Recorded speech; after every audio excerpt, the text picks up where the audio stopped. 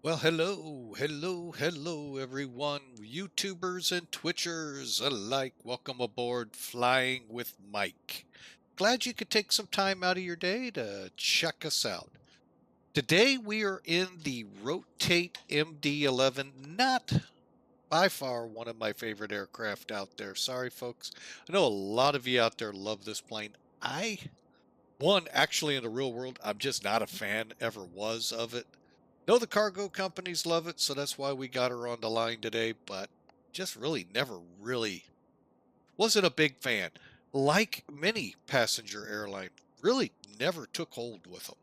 But anyway, we're going to put her in the sky today. We're going to do our best, get it from here over to Fort Lauderdale. And where are we? We're in Memphis. Memphis, Tennessee, also the super hub for FedEx, and last I checked, still the largest cargo hub in the world. And by far as you look at it, folks, and by the way, there's still some, here, let me help you out here, down here to, for parking. So this place is gigantic, and they've got maintenance over here and then others down here.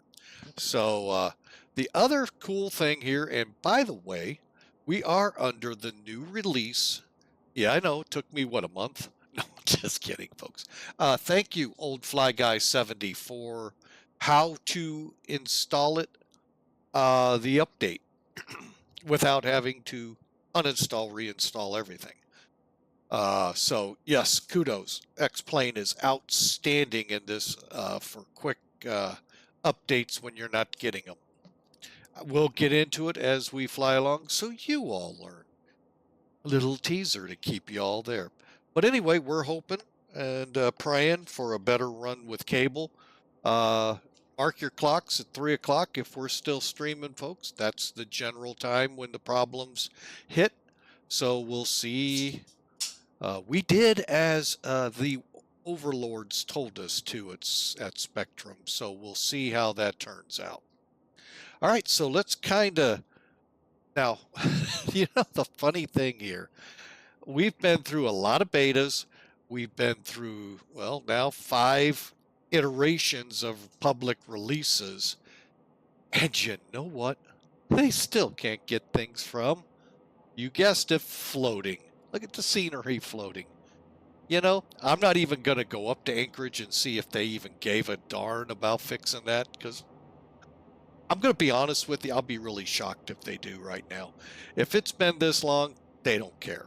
Skagway, that was outrageous. Hopefully they at least fix that. We actually supposedly, put that in huge air quotes, had a person from X-Plane on to see it. You'd have to go back several months to see it yourselves in YouTube videos. So, but it was with the C90 going from there to Sitka, I believe. Basically, the runway was a huge ski jump, about 1,000 feet down it. It's not much better in Anchorage, but I don't think they're going to ever fix it. So, whatever. I guess we'll just stay out of one of my favorite airports in the world, Anchorage, for the time being. And if we do fly it, we'll do it over an X-Plane 11 where things are right. I don't know. Don't know. Don't get it. Above my pay grade. We're going to get in where it is my pay grade. There it is, folks. The MD-11 sitting on the line here. Spot, if you're coming up to fly with us. Here, let me help you out. It'll be spot 259, so try to stay away from that one. But anything else here, folks, it's, you can see it's pretty barren. And right now we're staying off VATSIM because I just don't want to deal with somebody that doesn't, who sets his, as I've been telling you folks, I've got a great ATIS site for you to go to, gives you the real world ATIS currently in play at the airport, but yet VATSIM said, nah, we're going to do it our way. What's up, Knock? So, and right now there's no pilots flying there, so I can't imagine why. But I feel for you, those coming to Memphis who think you're going to get what the ATIS says, and no, you're not. So, but anyway, there it is, folks, the Rotate MD-11.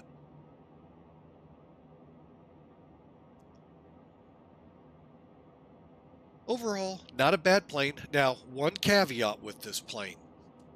Okay, now I do know there's an American version, Airlines, Delta Airlines version. I don't know if Delta ever had them. Correct me if I'm wrong. Not 100% sure on that. And a couple of other airlines. Folks, this is actually the freighter version, which, mind you, was in service when Rotate started doing this, which makes then a lot of sense. Because one of the main reasons I got this plane was for World Airways. All I can find out there, not saying it's not hidden somewhere out of view, is the cargo, World Airways cargo. They flew a lot of passenger charters in these planes. So anyway, just something I wish I could find, but I do have the cargo aircraft. So American, I do know I've seen. Delta, I've seen in videos, and maybe United, but I may have been looking at something else there for United. So, all right, so we're going to just get right up in here. There's the cockpit. Right there is one of the reasons I'm not a big fan of Rotate's version. That is not 100%, folks. That is not photo real. And that kind of bumps me for a little bit of the change I had to pay to get this plane. So thankfully I got it on sale, so you know we can at least, you know, knock the chip off there for that. So, but with all of this, let's get to work. Sim Toolkit, where are you hiding?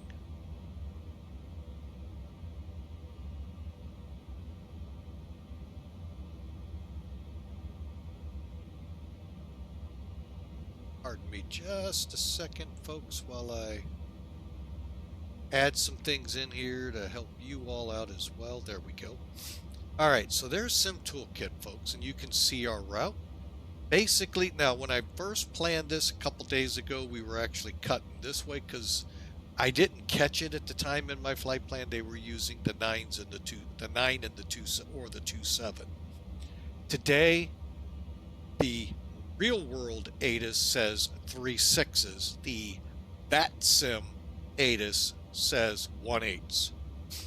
So we'll see. And I'll check it here soon. So let's see here.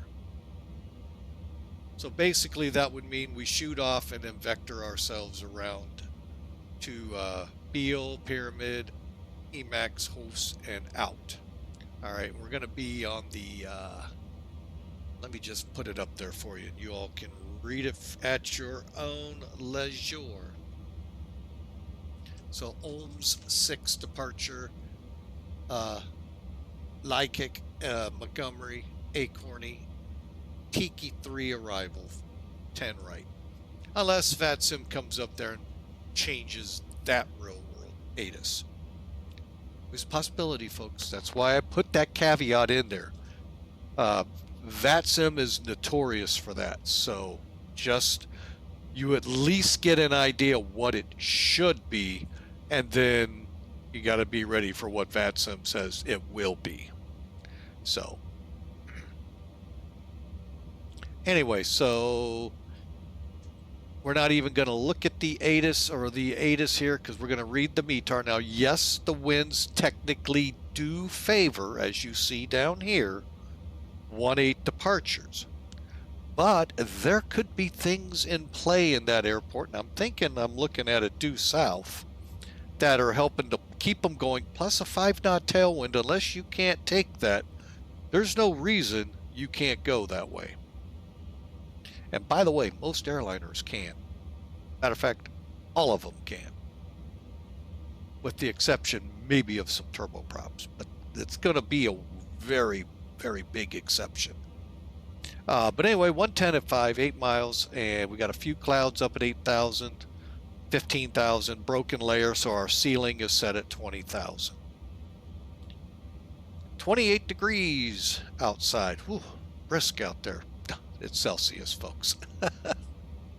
And 3004 on the altimeter. So not a bad day, just a lot of rain to the south. probably, but I haven't watched the radars to see motions and all of that, could be headed their way. Hopefully, what we've been seeing in the forecast here in St. Louis kind of doesn't happen. They've been putting a lot of rain in the forecast for Saturday and Sunday up here. We have an air show with the Blue Angels here. The Thunder Chickens are somewhere else. So hopefully the weather holds here. I'll be honest, I haven't heard the Blue Angels come in yet, but we've had a lot of cloudy days where they may have had to come in staggered because of weather and not be able to come over and do their normal arrival routines. So, but I don't know. I was work. You never know with the way those guys work. But anyway, so good day down here in Memphis. Up here going into Fort Lauderdale, or should I say Lake Lauderdale. Yeah, actually I'm pretty sure the waters have receded. Wow, wasn't that amazing earlier? No, it was in last month. What amazing scenes came out of that airport. But I never heard 10 miles, 20 miles south of it at Miami how they fared, or if it just totally missed them. No one ever said anything about that. I kind of find that odd. But anyway, Fort Lauderdale, wow. So unfortunately, folks, flight simulators do not simulate that. So unfortunately, they don't simulate after effects. They might simulate the rain as we come in, but not that. But down there, it's 105, 10 miles, and a few clouds dotting the sky at 3,000 feet. So, and it too is brisk and chilly down there at a temperature of 29 degrees. And yeah, that's Celsius, which, by the way, so you all get an idea, translates, I have one of those little handy dandy thingamajingers here to help me with temperatures. It's in the mid 80s there, so, which they're going, thank goodness, because summer is just a couple days away. I mean, couple. All right, so load out today. It's going to say peeps. Well, actually, we do have 24 peeps. However, we'll blend it in with the payload so that we reach the zero fuel weight of 441,297. Memphis fueling is going to put 60,359 pounds of fuel on board, and we're going to cruise along at cost index of 233,000. I'm going to have to get on dispatch's case again. Why are we so low? No. Oh well. We'll still get there, folks. All right, and there you go. So, little scattered storm now starting to pop up west of town here. So, yeah, they may be seeing this here shortly. So, let's get this thing out before a lightning warning goes up and then they can't do anything on the ramp. Oh, wait, that's real world, not VATSIM, or, I'm sorry, simulator world. All right, now, bear with me, folks. It probably will take some time to get this plane going. This is only, I've only flown this a couple dozen times at best. And so I am still very green and new at it. So I am following a checklist that kind of goes hand in hand with the tutorial. So all I can say to you all that do buy this, and I know a bunch of people love this airplane. I'm not going to knock it. I think performance-wise and all of that is great. I just don't think Rotate got in the cockpit that much. So, but that's me. I don't know how to do this, so I don't know how to properly critique it. I'm just going to say that's not what I've seen in the real world. Being a public safety firefighter out at an airport, we used to get these aircraft in here as charters. No, it didn't look like that. I mean, we had the 5 screens, don't get me wrong. Elements on them are somewhat correct, but it's just not the way I have pictures of and all that good stuff. So, but that's fine. Rotate is Rotate. They can do it their way. So, all right. So starting off, we got to load the aircraft. Now I've already, as you can tell, put it on the external power. So we'll show you what we did there. I'm going to go ahead and get the battery turned on now. And I'm going to get the lights turned on. And I think we're good for now. I've also got the panel, overhead lights, and all of those set for daytime running as best as we can. All right. So loading. Now, what did I do to get to that point for those of you new to the plane, including the person that suggested this? You come over here, you hit ground power. Make sure it'll say request at the time. Click it, then it'll switch to dismiss, and then it'll say online over here. Same thing with your cockpit door. Just click open here, it switches to close, and then you'll get open here. I went ahead and did the same for these. You'll see why I left the main door down for now in a moment. All right, so let's move over here now to the load manager. Okay, you can, I've been told, load this through the hang on a second, folks.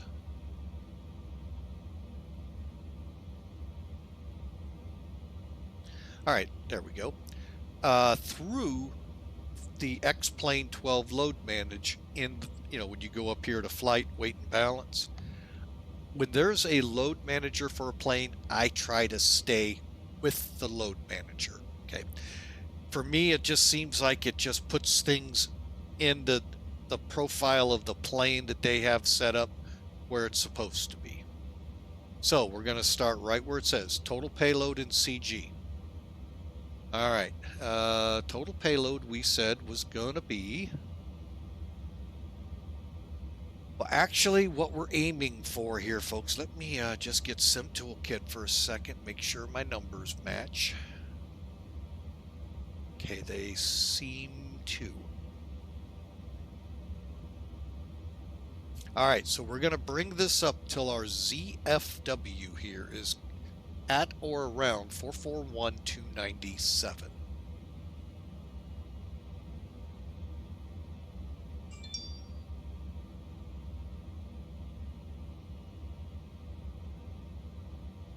I think that's pretty oh, wait, that's 442.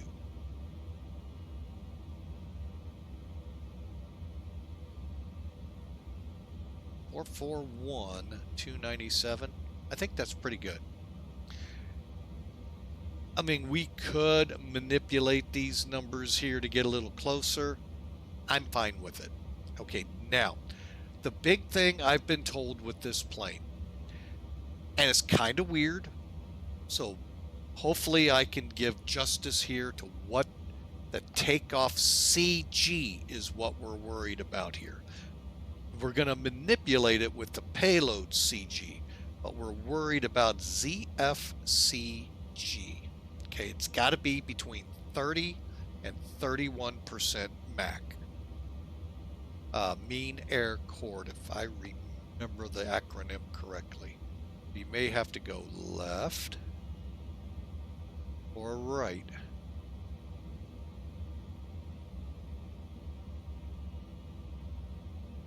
And see, that always gets me nervous when it does that. Wait. Wrong one. TO, takeoff. Still, we're looking, oh wait, you know why? I know why. I'm silly. Forgot to put the fuel, the taxi fuel, all of that good stuff in. Dummy. All right, so we're blocking out with 2359 or 20. How about 60,000 pounds of fuel? Okay. Our taxi fuel, I'm pretty sure, is 2,000. What I'm going to do is go into the SimBrief document. When you make this flight plan on SimBrief and you generate it, you should be able to get your en route burn, which we'll put for trip, but you're not going to get your taxi. You'll have to go to the briefing preview and then get down to where it breaks it down into the fuel. And taxi, I thought 2,000. En route burn or trip fuel.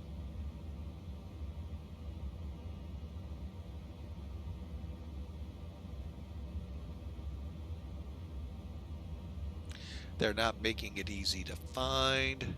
So we just go back up into the plan itself, and I'll just take the en route burn. 34,000, copy. 051. Now you can see this starting to take shape. Now, I'm not going to say this isn't going to end up way over here, because I think it's going to look like it. But we'll just get it up to 30.5. And you're okay. So again, we're focusing in on this figure right here. Takeoff CG. 30.5. You're using this. Don't make this 30, because one, you may not. But you're manipulating this bar here. Then you fill in your block. Okay, so come to the plane, take your sim brief, open it up next to you, or somehow write it down. Put in your total payload to the 0 fuel weight or very close to it.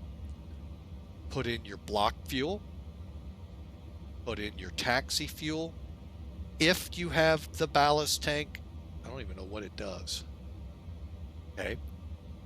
Applicable. I haven't read up on this plane. Don't ever plan to use them, but you never know. And then what that ballast fuel is.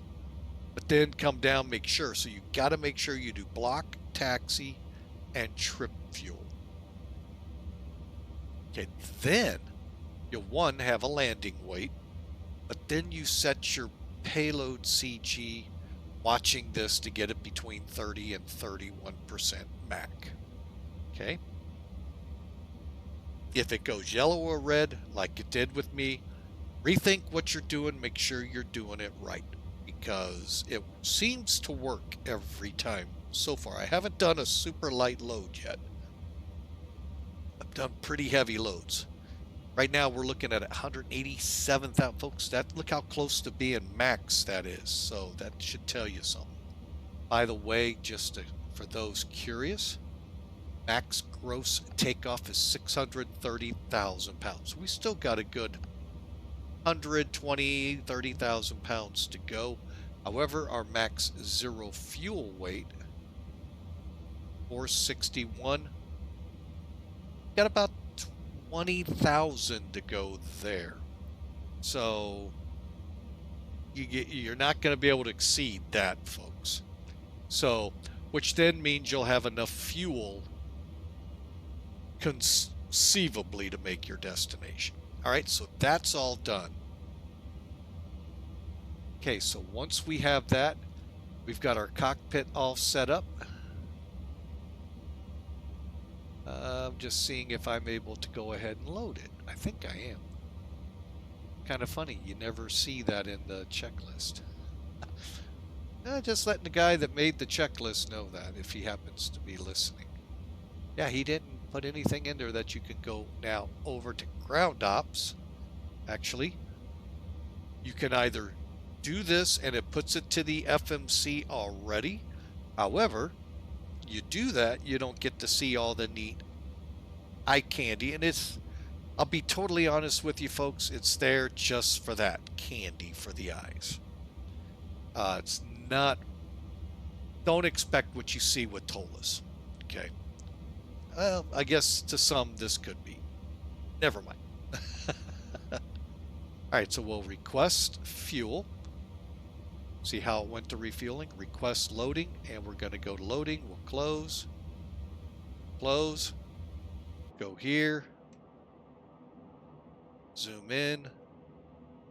Like I said, not much eye candy here, folks.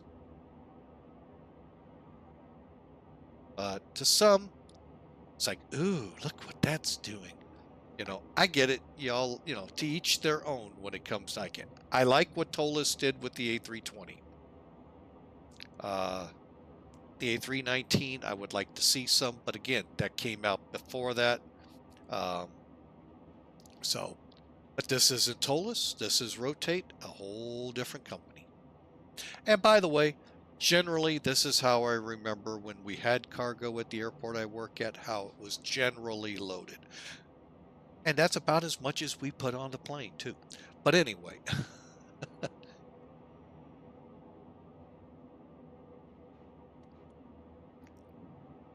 which was sad. And that probably is why in the 3 years I've been back, I worked there for a little under 10 years prior. Yeah. So, and that was, hey, at least we can say we had cargo. May not have been a lot, but we had some. And then I mean, this is okay. The only thing here, if I was to critique it, of course, that's what it sounds like I'm doing, so it is. When that door closes, and if I were to go into the bay, I would see those bins, even if it's only 4. Or whatever it would take to balance the aircraft out to the weight we have. If I were to go in there now, folks, it's empty. Which to me, that, again, me, not you. So I'm not, but it doesn't load over here. So, hey, again, it's at least something. So give them a thumbs up. All right, so we are now loaded. Okay, cockpit lighting set, fuel switch is set. Spoilers, flaps, let's look at them. Spoilers are up, flaps are up. Let's do it this way. Spoilers down, flaps up. Retracted is a lot of times the word they use. Chocks are still in, brakes are on. And, I really don't remember. Oh, there it is. Yeah, this is another animal is interesting. I don't know how to put it to my joystick or throttle quadrant. It just weird. Is all I can use. That is a technical term, folks. Weird. Gear lever. Well, we all know where that's going to be hiding. Right in front of us there. Down. 4 green. Rudder aileron trim should be 0, 0. Thinking they're going to be back here. That's usually where they are on most airplanes. 0, 0. And then overflow, make sure masks, air, emergency power is off. So now let's go up top. Battery is on. We are on currently the APU. I'm sorry, correction. Ground power unit. We'll test the annunciators.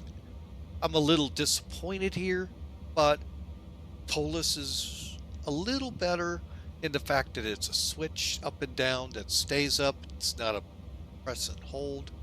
But if you want to see below, you got to kind of use the mouse. So, but you can see all of the lights.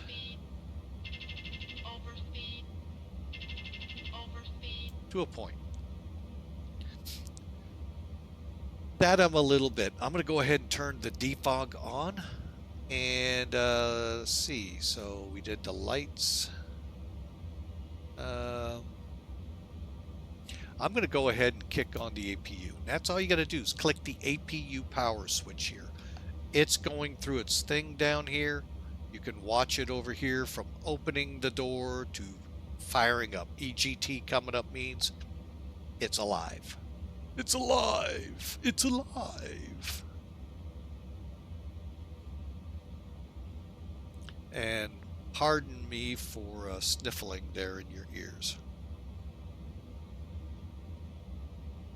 But it does take a couple minutes for it to actually fully spool up. So while it does, we're going to continue on. Actually, no, I want to wait. Hang on just a second. It's almost there. When it stops flashing, likewise, start stop, which will say on, stops flashing. We're on. And folks, if you haven't figured this out, I'm not trying to insult you Boeing heads at all. If you know how to fly an Airbus, if you know how the panel works, guess what? It's pretty much like an Airbus. Some say maybe like the MD-80. No. It's a lot like an Airbus, folks. If you look at it, you get the feel of it's like the Airbus. The only difference is right here, but I think the A330 has something like this here. So just a secret.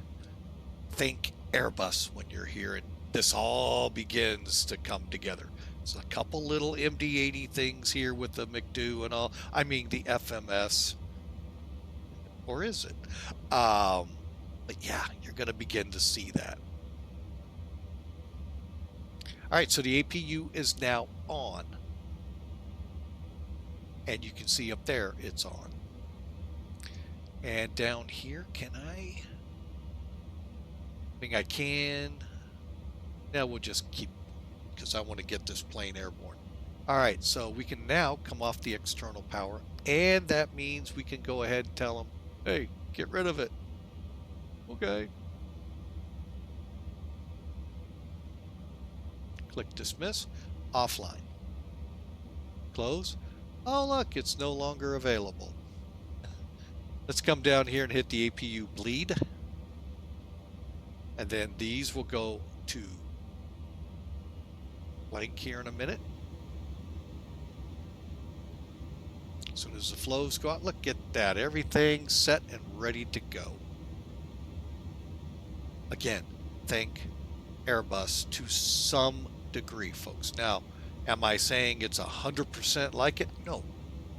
But if you think Airbus, this plane starts to make a lot of sense. All right, so with that, we have now gotten to the point where we can start aligning IRS. Get ready for it.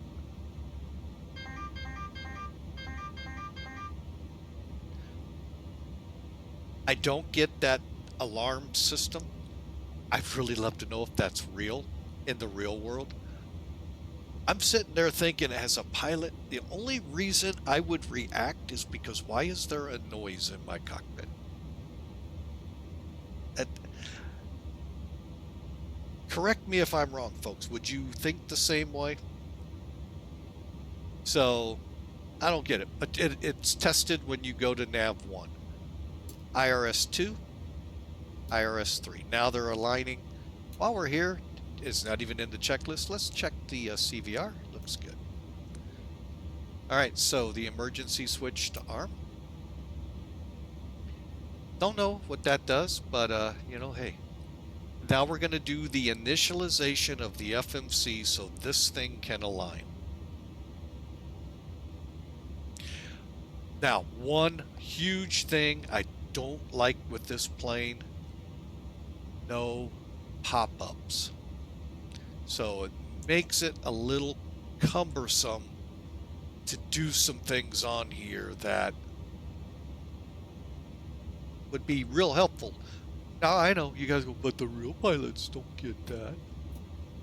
Guys, is this a real MD-11? Am I actually flying the real thing? Then it really doesn't matter. So, anyway, 3013. I'm going to go ahead and get this altimeter at least set 303. Was it 03 or 13? 03, I thought so. We'll get the others in a second. All right, so what we're going to do, go to the reference page or the init page. Reference, just an extra step. Go to aircraft status. Folks, are you not seeing what I'm seeing? This is just like an Airbus. Again, I don't know real world version because I have found a lot of things that aren't accurate with what I saw from the real world plane. So, anyway. So aircraft status, MD-11, CF engines. I have heard there are other engine variants now available mod-wise. I don't know what it takes to put them in. Just letting y'all know that. But what I key in on is right here, active database. Now, this is where a slight variance from an Airbus happens. TOLUS and Flight Factor only give you the current AirNAC number. I wish They did this April 20 through May 18. So folks, we still got about a week to go before we're updating. I like seeing that just as a, hey, guess what? But you know what? It always hits me and I got to close down, re-update, do it, you know. So then hit F-plan init and there you are. Look familiar? Just kind of 1980-ish, which technically was when the plane came into service. I get it. So here, all we're going to do is put in the from to, or if you set up a company route. I haven't done that, so we're going KMEM.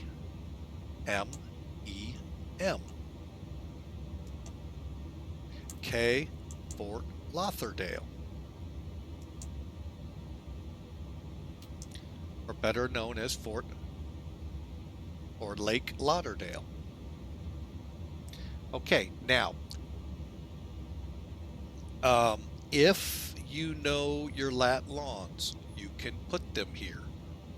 Unfortunately, cargo ramps, usually you don't get them.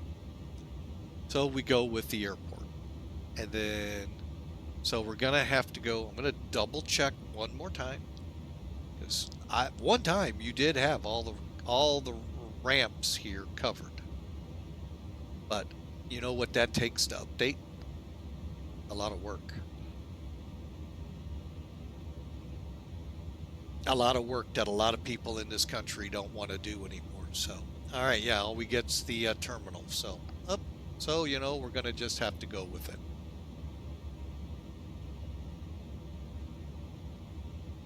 All right, and then since we can just hit initialize, and there we go.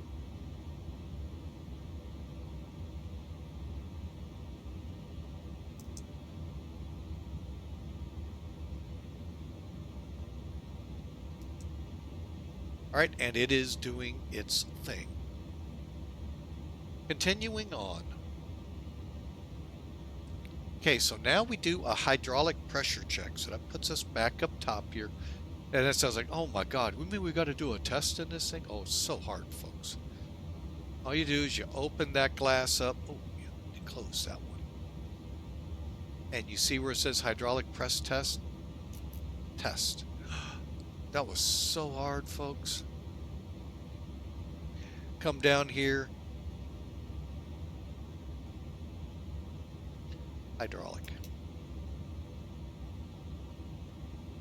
And there it goes. It even tells you it's doing a hydraulic pressure test here and here. And basically what it's doing is checking everything. We need pump or tank 3 to be at or above system 3, I guess is what the checklist calls it. 5.3 gallons or more. I think 10.1 qualifies. Then it's going to pressurize with the auxiliary pumps. Make sure things are holding, no leaks, and then it's going to fire up system 1, system 2. Basically, it'll fire system 1 up to its maximum. See how it's bringing both on, and up it goes. And then once it's for sure not leaking, it'll start draining off as number 2 fires up. And then again, it's looking for when the alerts come on and all of that. And by the way, folks, don't know anything of this. I'm just going by what the gauge is telling me. Because eventually the 3000 system 3 is going to start draining here too. And hydraulic test pump should be going off. Like I said, folks, I'm just going by what I'm seeing. I have no idea exactly what it's doing. Just some assumptions. But again, we're still 5.3, so we passed. All right, and since it's not yelling at us, I assume we passed. All right, now just put it back in engine. All right, so back up top, we make sure the covers are closed. We'll push on comm radio setup. Now, If you're gonna fly on VATSIM, you need to pay attention here because we may have to adjust in flight. Okay. First off, what I want you to do, and I'm gonna bring up. Oh my God, I left Sim Toolkit. Oh, Lord have mercy, I am such a bad host. All right, real quick, hydraulic test was there, folks. External power was there. APU power. You know, that stinks. I'm gonna have to move that back over to that other screen. So if it's covering it, then I know to get over there. But anyway, APU power. Just push it. Once it stops in the solid A available, it'll be on. Then you can come down, put your APU on. Then you can come off this. Put your lights on. Annunciator test is here. IRUs are here. You turn the first one on. This is your cargo fire. This you might have actually seen. And then that's about all we've done so far. Besides load the plane, which you missed out on too. I'm not reloading it. All right. See where we are. I've kind of lost my place. COM radios. That's where I was. All right. Let me bring up. Now this we can bring up and leave. Okay. Now you see, let me bring mine up so it'll.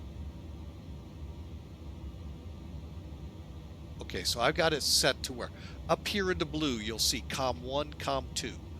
There's what I currently have, and if you look down here, you'll see them here. I'm going to kind of zoom in if you don't mind. Okay, so there's my primary. We all know that if we're on Unicom or on VATSIM a lot, that's your Unicom. Fun channel in standby. 1, 2, 3, 4, 5. A backup Unicom, actually for POSCON, but it's also used quite heavily in the real world. Okay, and then over here is the universal emergency channel. We have it in standby. Now, I want you to look up here in that blue area again on the right up here in the corner. Okay, up in the corner of the where I'm pointing into the X pilot. You notice you have TX in blue. Okay, so we'll be able to transmit. So if I hit this push to talk switch I have, well, I'm not online, so it won't trigger. But got to come down to here and click open the VHF. Look what happened immediately. Now the thing I haven't figured out is why isn't VOR or COM2 coming on? Because I can actually bring that on. I think I have to do it on the other panel. Yeah. If I do this, see, I can receive, but I can't transmit. These are your microphones, by the way. So I'm still a little not sure of settings. So what I do is I do that. Also, I don't know how well it works, but in the Felis 747, this is a godsend. You can turn the volume down on those guys that think the only way that sounds cool on VATSIM or on any network is to blow your eardrums out. Because that's cool. They're like the guys when I used to drive the truck with the CBs with the 10 million watt microphones. They want to be heard, even though they can only be heard 10 miles away like we are.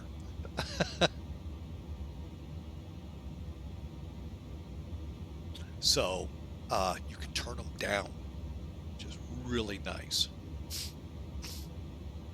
Oh, again, sorry for the sniffles. All right, so that's something here with the comms you got to pay attention. So if you're not able to transmit, make sure you got this set right. Now watch, when I go to VHF2, technically it should have switched, but it didn't. So leave it with VHF1, leave it with VHF2 here, and you should be good to go. Play with it if you're having troubles in flight, until when they are dark blue like this, the TX and the RX, then they're available. Okay, so, and that's about as much as I know about X-Pilot, folks. I have never been very well versed in the art of X-Pilot, Squawk Box, whatever the heck you use to connect to VATSIM. Okay, just never have been. I think it's sometimes, while you'll all say, well, that's pretty simple, I think it's actually more complicated than it really should be. But it's what they have to work with. I get it. The model matching, that's a whole different, that's probably volumes that fill a room to figure out how that works, because they never come up right on mine. All you gotta do is talk to Hawker. All right, so that takes care of the comms. Now let's go up to the glare shield. Okay, now that basically, when it says up to the glare shield, we're talking right here. Okay, and I'm going to go ahead for now, and let's get rid of X-Pilot just so you can see everything. I'm trying to be respectful since I was not very respectful in the other. You can get rid of this steering column, folks. You do not need it until one time after we fire up, and then when maybe you're landing to kick off the autopilot. That's it. Otherwise, get rid of it. And I can hear the pilots going, wish we could, man. But you can't. Just take it, rip it out of the ground, throw it in the back, and when you need it, throw it back in, right? Doesn't work that way? Huh? Does in the sim. But anyway, okay, I know. I make myself laugh. All right, so we said 3003. Let's set that now.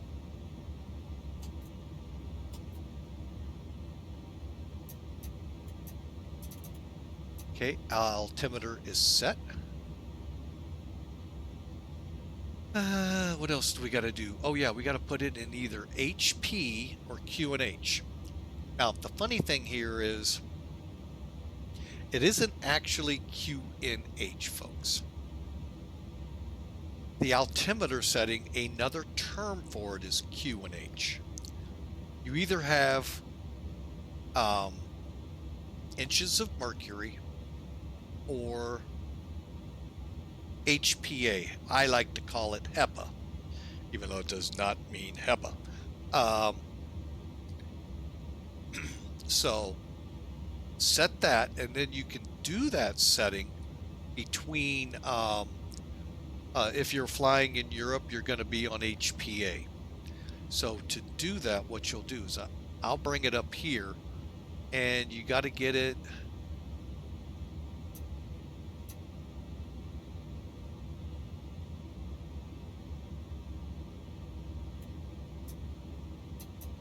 All right, how do I get it to switch again?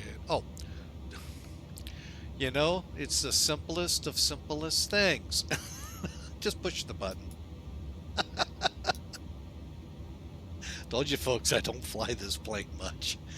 Oh, and there's a reason for it. But anyway, then you have, you can either go radar altimeter for your minimums, or you can go off your altimeter, or what we call baro.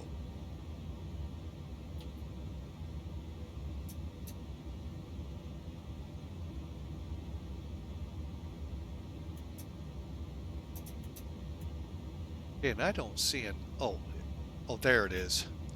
You got to get, okay, so the bigger the semicircle, that's for your radar, your actual number setting. But if you get this real little itty bitty one, that moves you between baro and radar.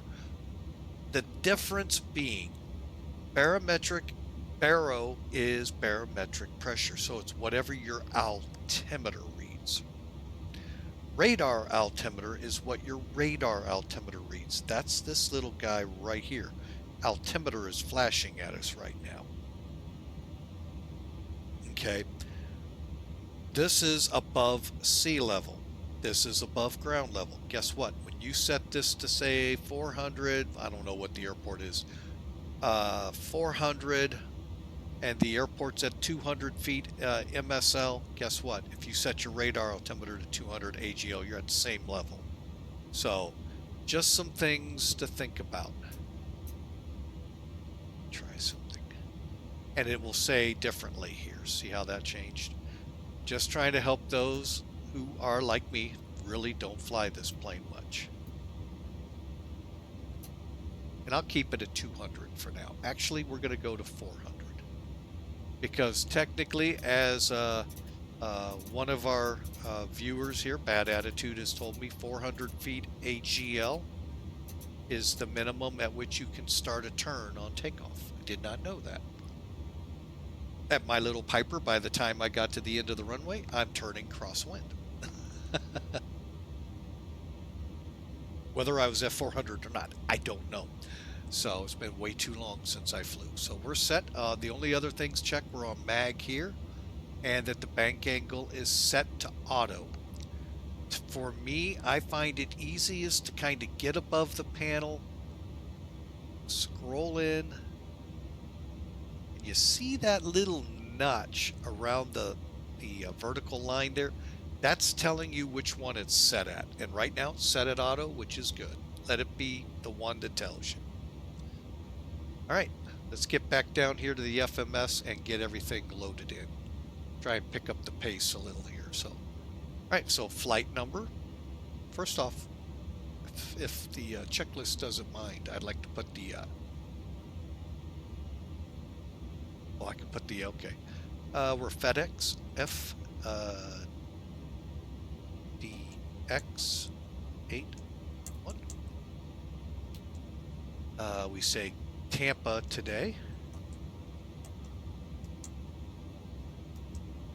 All right, and let me just double check that if you don't mind, folks.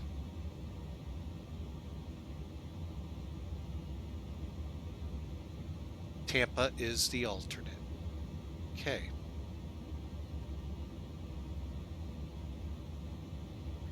All right, cruise. We already grumbled about this, so we'll leave it. Now, I'm in a format here, and I'm not going to bring it up, not because of fear of leaving it up, but it's really not.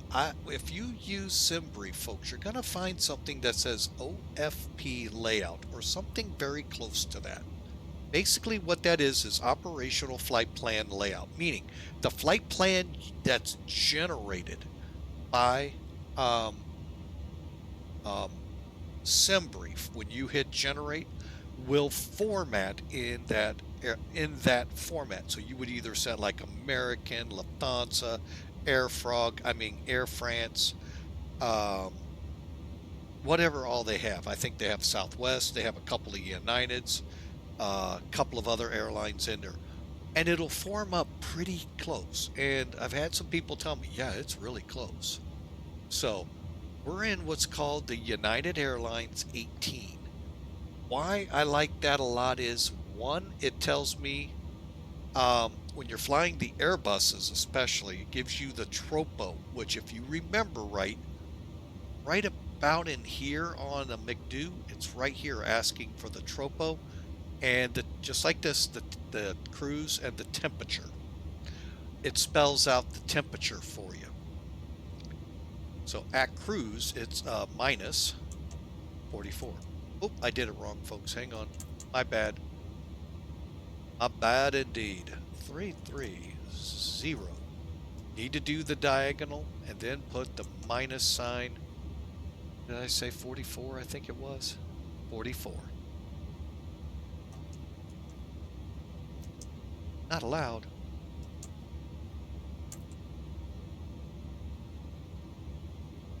Oh, I'm doing it wrong.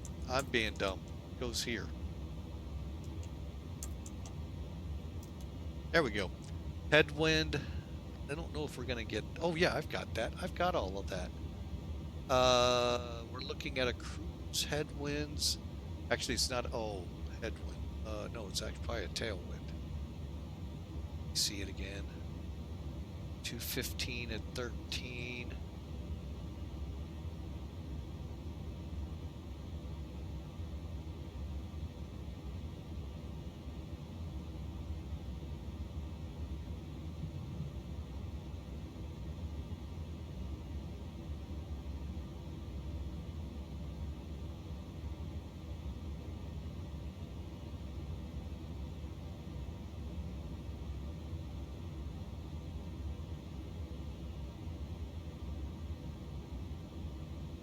Just making sure what I'm looking at, I put it in, that would be correct. It's saying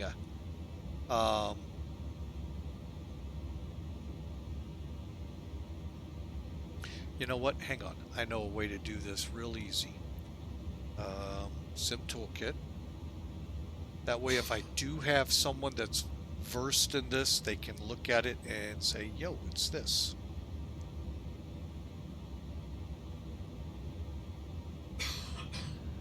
This is why I don't like it, because it doesn't format out well. I may have already gone past it. Okay, so here's my altitude temperature. There's my tropo. Wind component, headwind of 2. My winds are like 213 at, what the heck did I write down? 215 at 13. You know, I guess with the, yeah, that could be right. So head 02. Just really weird.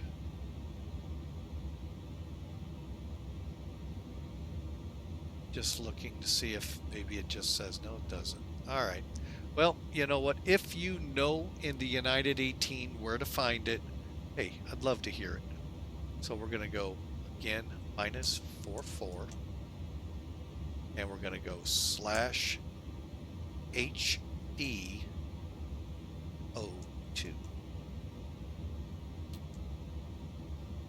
Okay.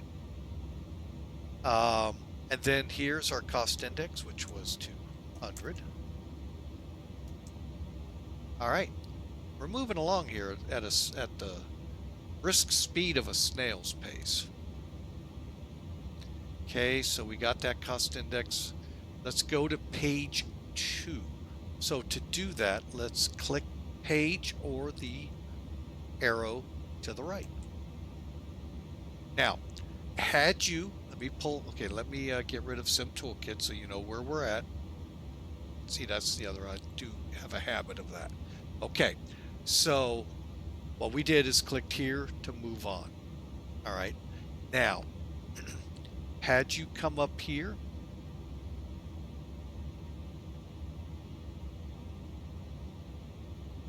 click Apply Load Configuration to Aircraft and FMC, this would all be filled out. But to fill it out, all you got to do, folks, I mean, you could put it in individually or click the line selects. Okay. Which I find this interesting because we set it to 31.5. Now it comes up 32.3. Yeah. Do not change it. That's how I learned. All right, so that takes care of that. So you just click again, page 2. So what we did, folks, we were here. We filled in all of our data. It even tells you nicely our landing weight. We put our temperature and our headwind in, our cruise, aircraft, and all that good stuff. Then we hit the page button, moved us over to here. Now we're going to go to the F plan page.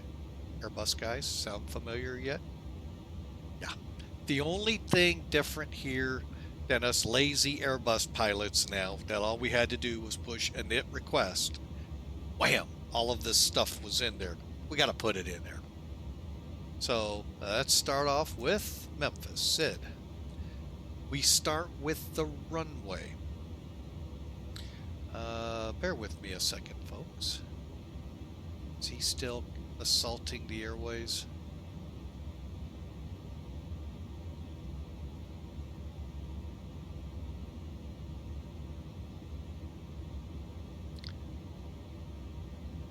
And has he come into line? No, he's going to stick to his guns. All right, well, we'll have to alter then if we're going to be online. Now, I'm not going to say it doesn't benefit us to come off the 1/8 because that's a straight shot south. It's just, well, that's, you know what, we have gone past 54. Let's see if the Memphis ATIS has changed. And he can do this, folks.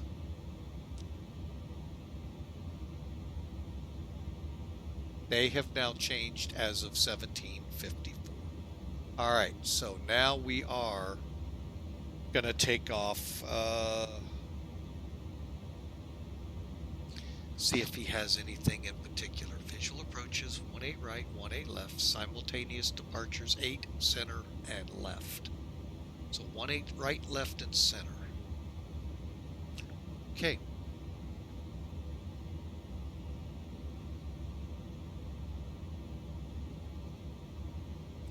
So for us in our locale, we're going to have to change now.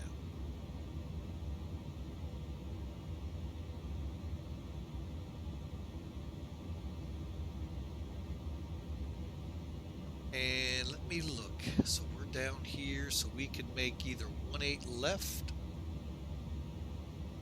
center. Center gives us 2,000 more feet of runway. Let's I'm gonna go 1 left. How's that sound?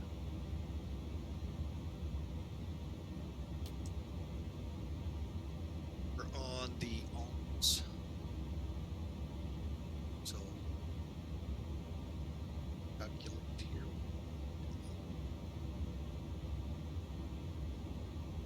All right. So what was I working with here, folks? We're going to bring it up, charts. All right, as you can see, here's where we are. Going to taxi over here, probably come down Yankee all the way to Delta and take off. Again, it's a 9,000 foot runway, so you know, ought to be fun.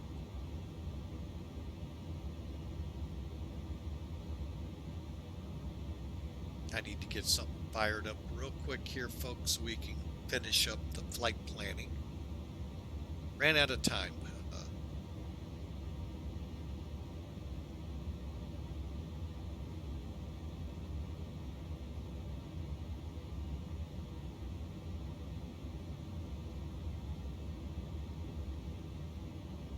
Right, and real quick, that.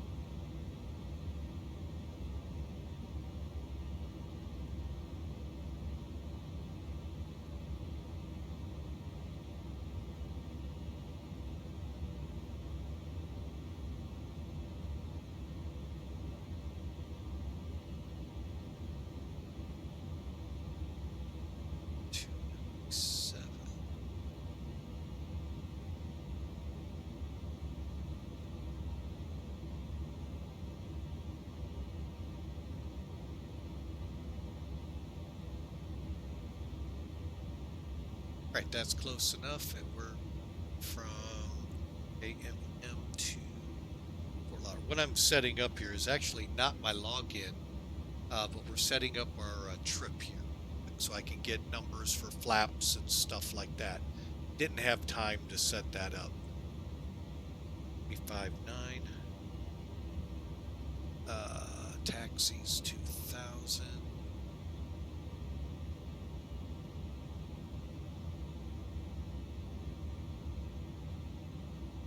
Oh, I forgot my burn.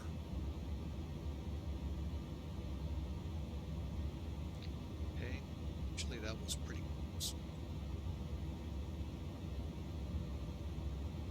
All right, so we're set up here. That's pretty doggone close.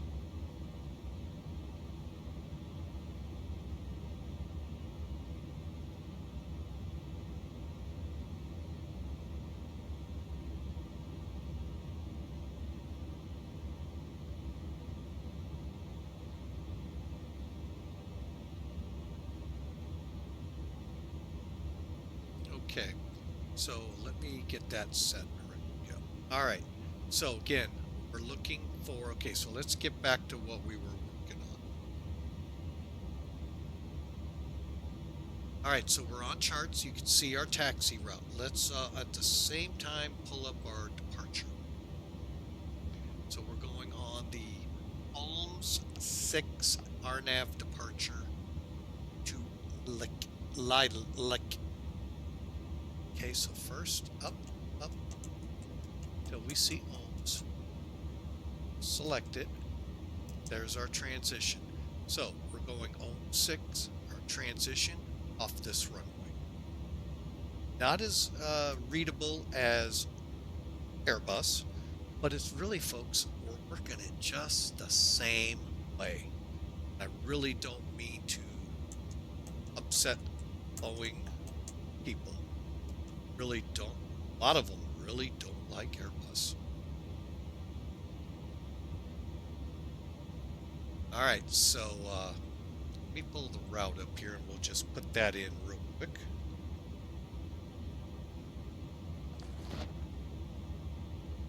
All right, so from LEYIK, we're going to MGMRY.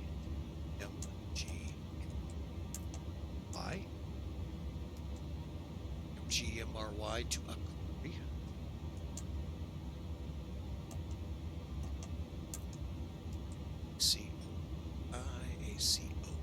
ACORI.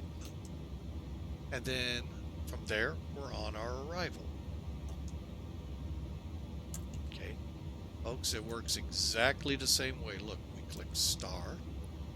You could go over here to Tiki.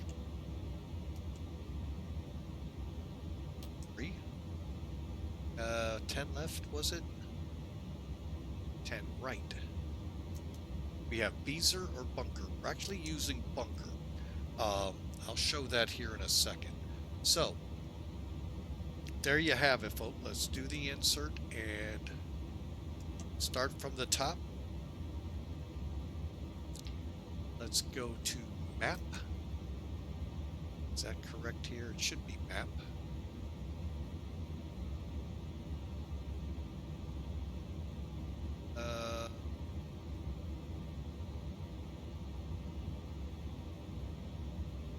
And then all I'm going to do is just kind of, let's try plan. That would probably be the better one. Okay. And I'm going to go ahead and get rid of this for now. Actually,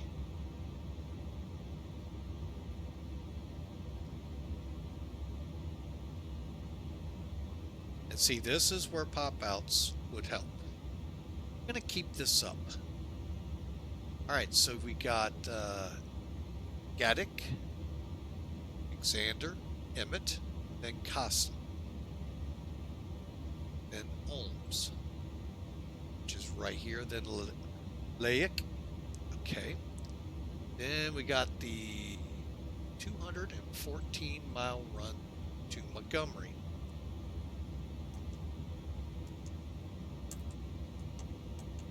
The big thing you want to look for, you can check your miles by going over a page, or you can just make sure they don't skew off like 5,000 miles. That means you typoed. And then from there we go to ACORI. Looks good on the map. And then we're on the arrival.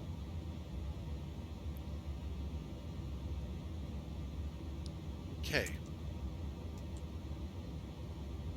Bullseye, Snappy, Nikki, Cleo, think we go to feeder. Top of descent is there, Figna.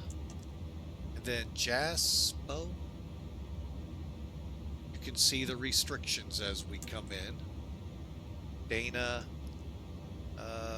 Peacock, and Tiki. Okay, so Tiki is right here. We got to be at or above 12,000. Then we continue in. Bunker is where we're headed. Okay, that's at 5,000 feet. So Tiki, Ante, Keezy, Bunker.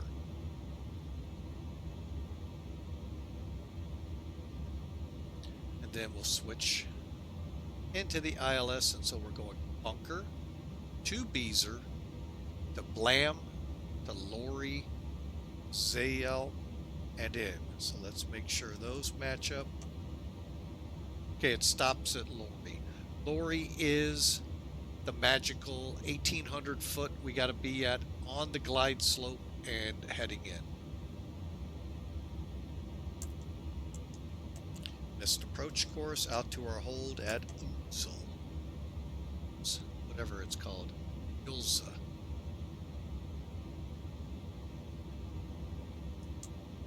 Okay. Next up is we could put in the routing to Tampa.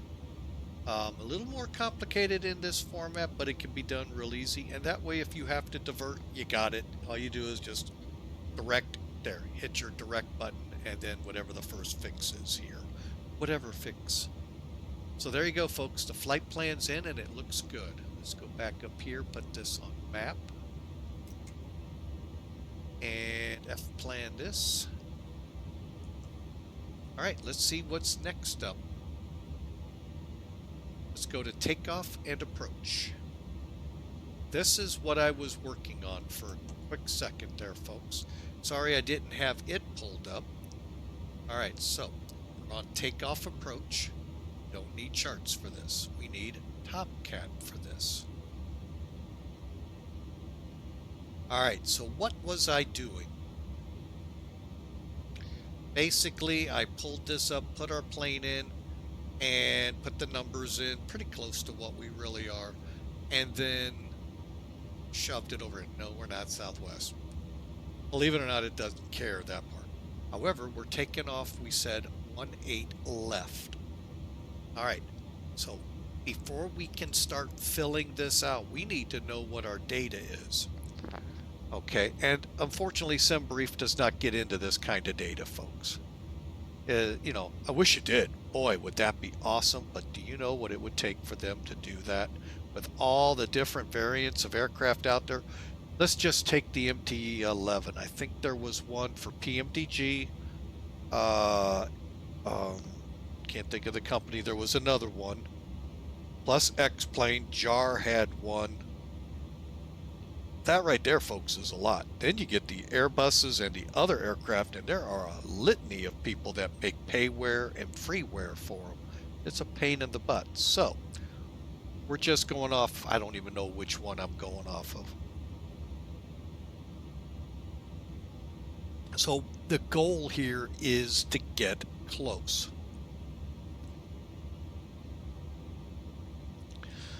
All right, so we hit update. Now, if you have the product, you're going to get a pop-up window that gives you the current weather data of 160 at 8. Okay, it shows the temperature, the barometric, and a lot of other things. But then when you hit OK, it brings you here and fills these in. We have a dry runway for now. We've got 18 left, so you can see it's 180. It's got a slope up 0.6%. It's 9,000 feet by 150 feet, and all it's waiting for us to do is fill in the blanks here, which kind of populate up for us already. Now, packs on, packs off, that's either airline call or pilot call. I'm just going to set it to optimum and a normal takeoff thrust. That's all we have, but look at what we have for flaps. Well, let's see what it comes up with.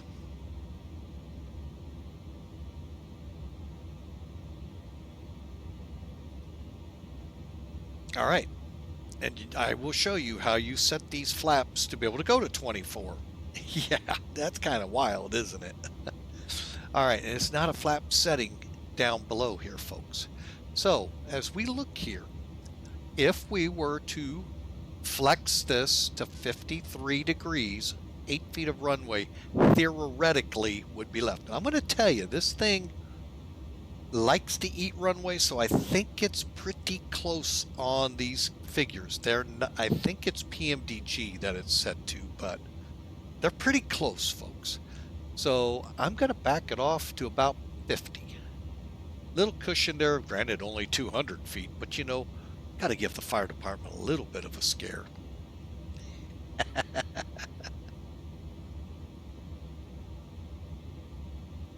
All right, hang on a second here, folks. All right, so can you still see that? No, you can't. All right. So we know 50 real quick, and then I'm going to get rid of this so we can see. So we know 50. We also know now that our N1 will be 104%. You're going, you can't go faster than 100%, they're capped. Yeah, you can. That's all I'm going to say. And then your V1 is between 152. We'll come back to this when we get to that page in a quick second here. So let me shed TopCat so we can continue on. So it's going to be a flex of 50. Okay. And you can already see it's saying 103, so it's a little slower. Hang on, I need it up here so I can fill in the blanks. Let's see. Flaps. 24.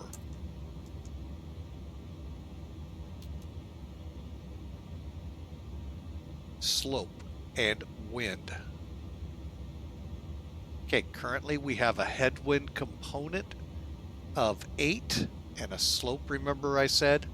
Okay, so we'll type in up. Do I need to 0 or do I put the point? 0.6%. Diagonal.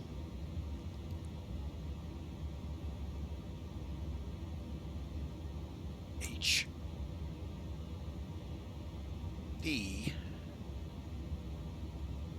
50. Holy mackerel. Oh, I guess we did have that pretty close here a couple days ago. All right, let's see if it'll take it. Outside air temperature reported at 29. They're saying 28. Check and confirm V speeds. All right. Now, I have found that if I just click, click, click, we're good.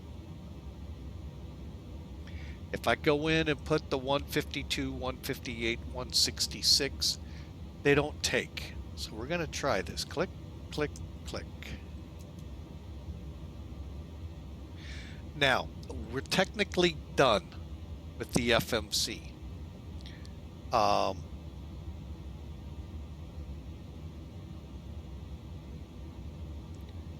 Come over here, they should be showing magenta, and they are. Okay. So now we just have to do the nav display setup. So what we'll do here is very simple. Obviously we want to know traffic. We obviously want the constraints or data. So that's a Boeing term. Constraints is airborne or Airbus. VOR1, VOR2. And eventually we'll want the weather turned on. Okay, currently we have the radar off. And then, folks, we are now ready. What I am going to do is set up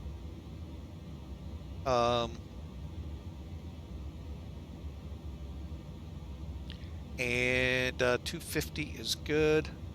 That is not the heading of this runway, but that's probably pretty close to the way we are. Let's get to 180.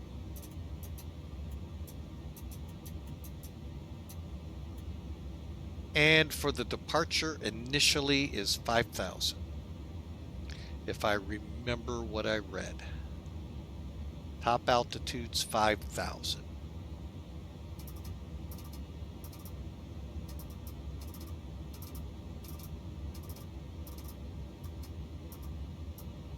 Okay.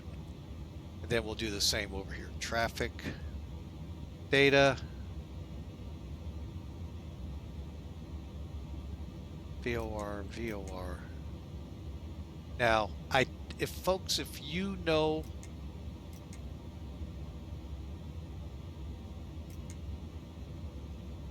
that's not what I want.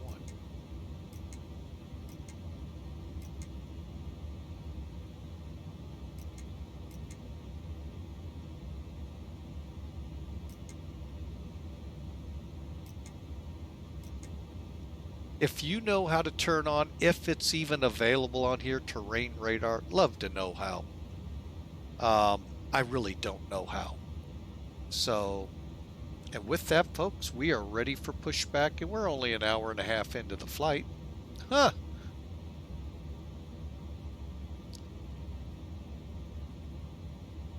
Get the ACORS program up and ready to roll.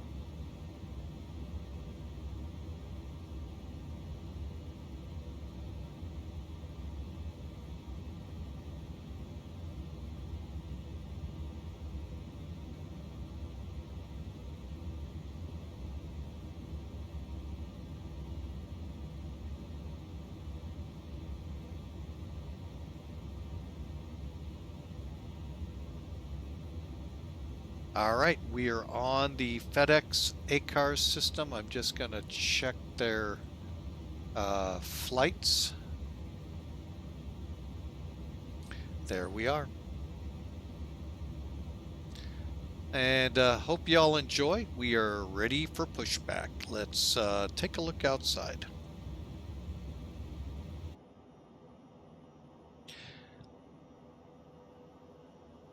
So you can see we got some doors to close, stairs to remove, and then we're ready to go. Maybe chocks. Yep, looks like chocks too. All right, so let's go to ground ops. Let's first close the doors.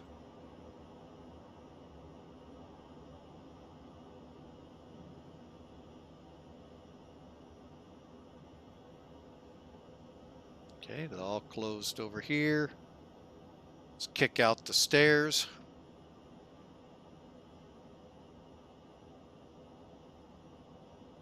And before I do the chocks, brakes are set. Okay, I'm going to call better pushback. Ground to cockpit. Please show me where you want to go.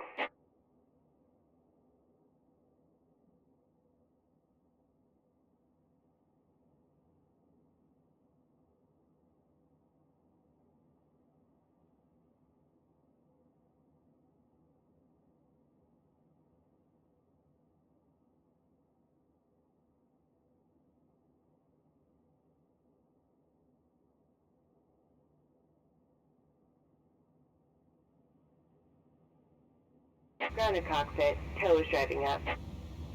Okay, and for now,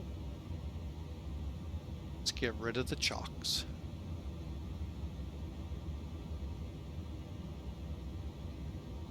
Okay, so as you can tell, we're ready to start engines. So, parking brakes on, seat belts.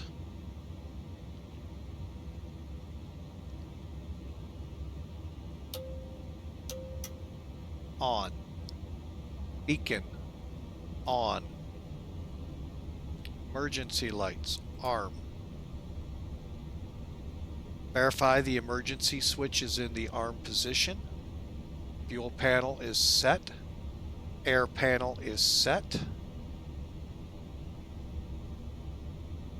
Okay, all doors and hatches are closed. Ready to connect.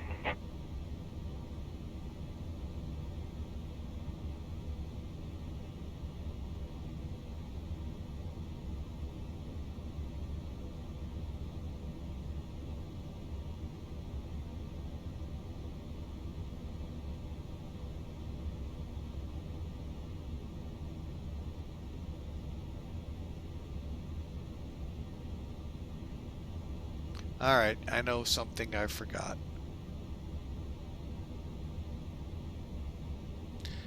I forgot to come on VATSIM. And by the way, folks, I'm going to bring it up here in a second so you can see this. Tow connected and bypass pin inserted. Release parking brake. All right, one more time, folks. If I get a gateway error, we're going to go without it.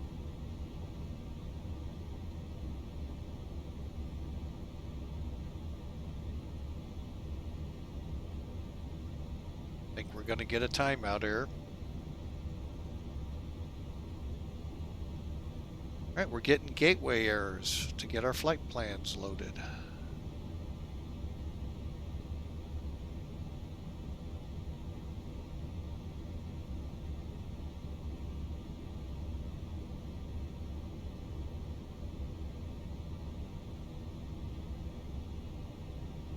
Okay, it is erroring out on us. We'll try one other possible way to do this.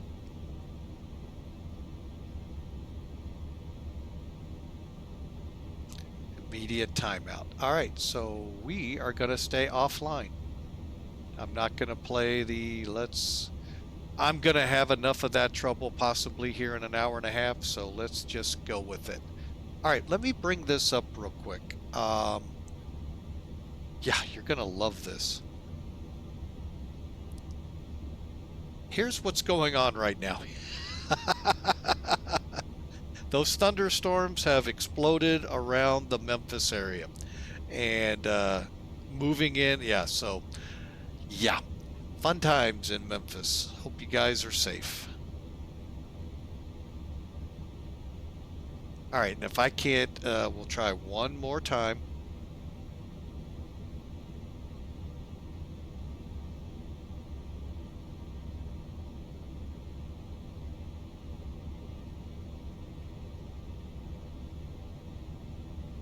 Yeah, I was on yesterday with Dallas Fort Worth when our internet issues started, and oh yeah, it got worse. Yeah, we're still not okay. And we are connected. Obviously, we're talking to you. So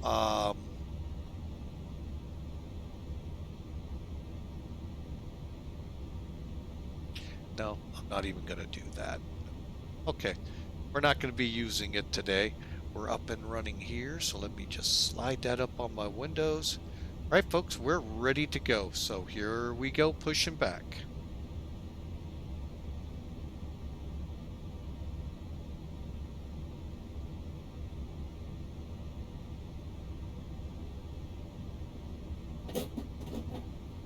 Starting pushback, and you may start engines.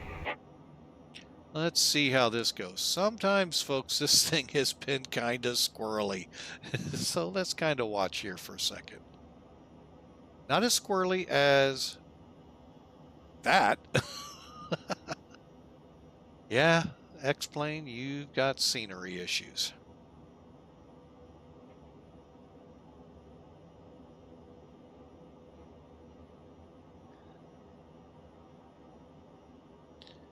Okay, we're going to go ahead and crank them up. All right, so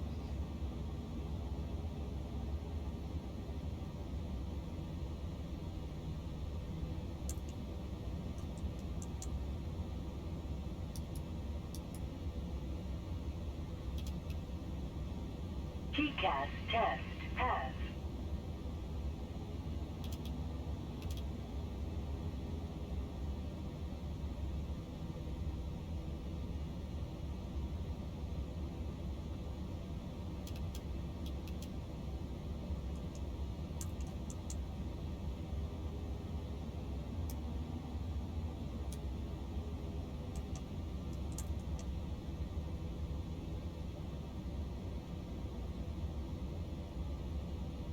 all right, we're going to start them up. All right, so the order they recommend is 3, 1, 2.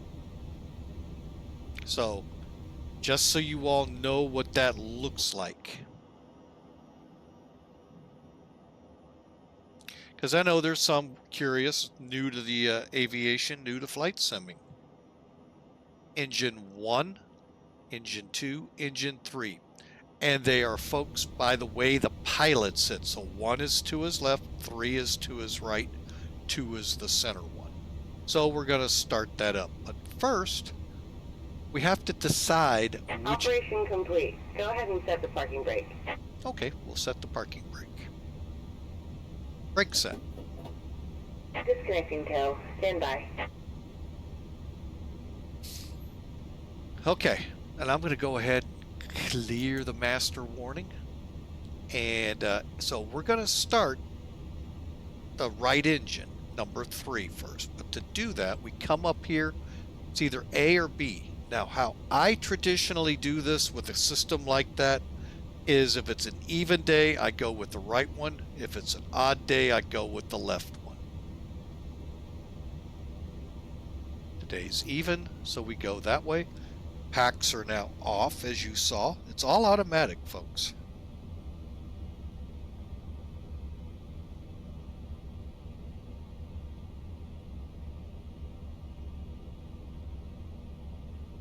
And what we'll do, just come down here now. We're starting number 3. Tow is disconnected and bypass pin has been removed. Hand signal on the right. We'll see you next time and have a safe flight.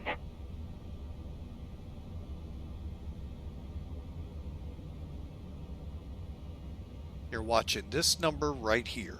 Now I'm going to swing over here so I can see her. When it reaches 15, is it, or 17? Each airplane's different. On. There she is with the pins. And we'll just hit her with...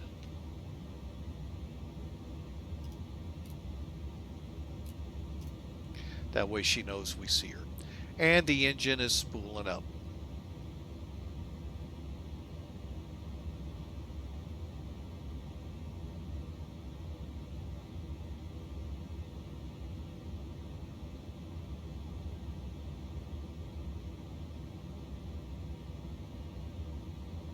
Okay, and when it stabilizes, we move over to a number uno. The only thing here, Airbusers, the new Airbusers, there's no avail to know when to kick the next, engine.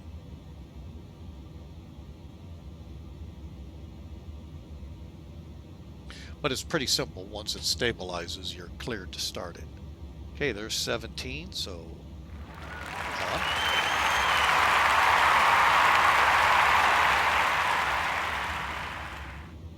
Hawker 125, welcome aboard. Hope you're enjoying. You've missed about an hour and a half of fun getting this bird started. Unable to come on VATSIM right now. Okay, the engine is spooling up. You'll like this.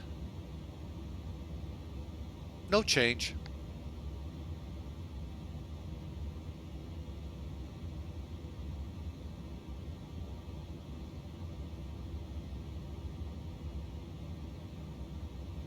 All right, so now we'll go to number 2.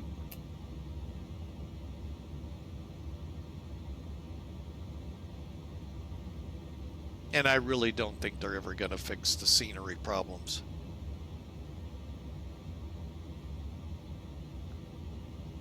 So beware if you go to Skagway. Exactly. All right, we got them all fired up. All right, let's just wait for them to all stabilize.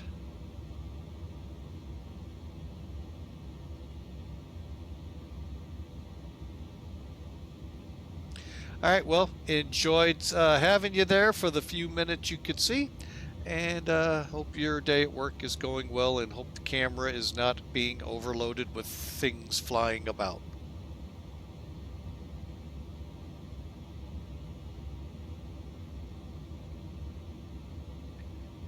Hawker 125, folks, one of our moderators, just popping in, popping out. Appreciate the support.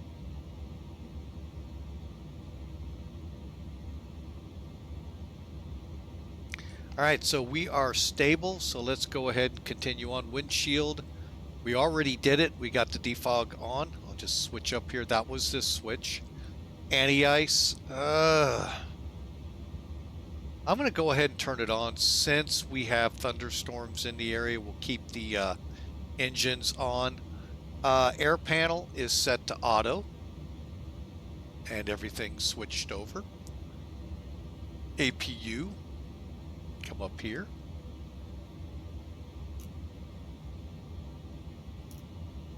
Off. It doesn't go right off. Hydraulic panel also set to auto.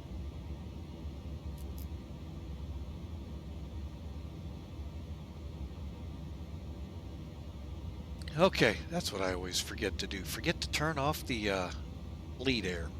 Oh well, it goes off when you turn it off, and it takes a few minutes for it to cycle down, folks.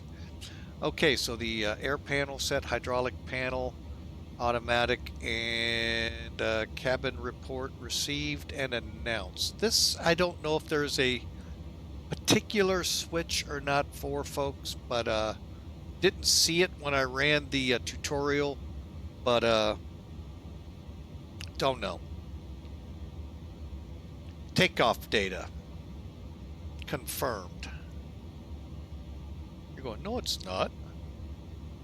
So 162, 148, 161, 162. Remember, folks, we're into Boeing, so we got to read bottom to top.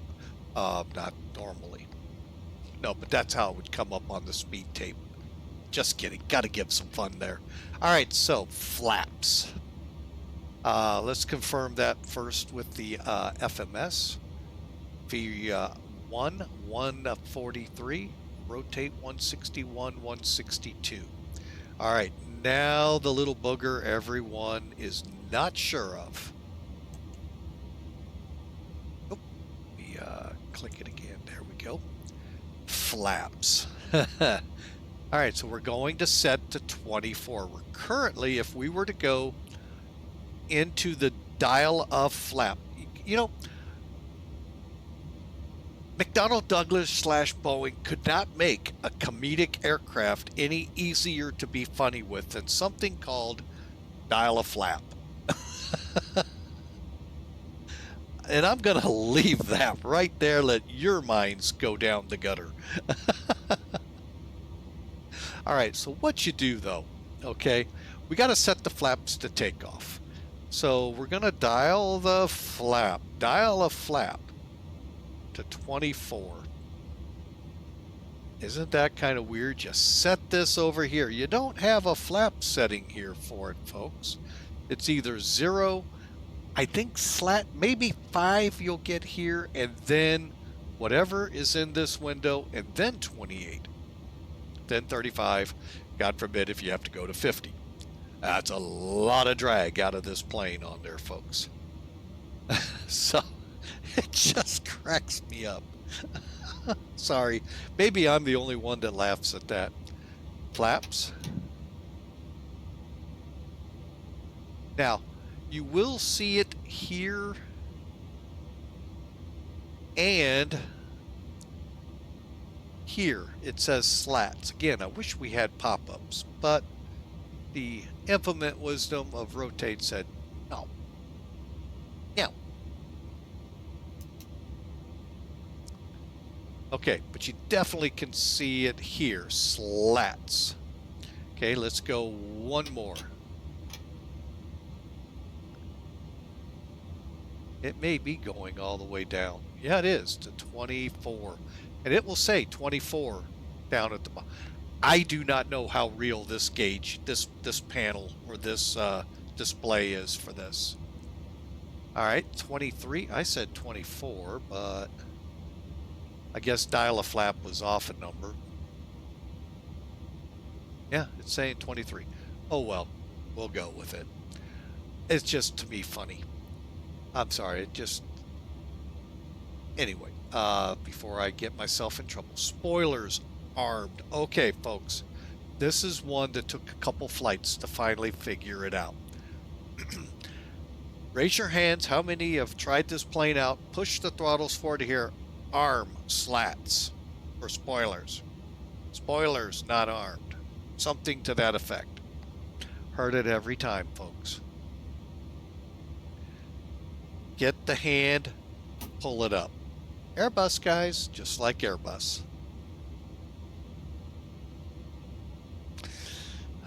Took me a long time, folks. All right, real quick. Left, right. Again, that's why I don't think this display is right, but who knows?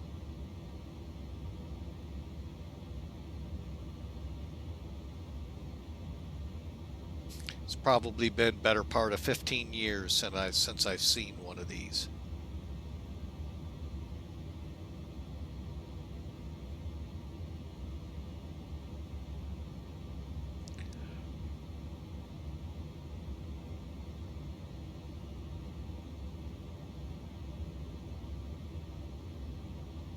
Like I said, I just can't believe they'd make it this kind of way.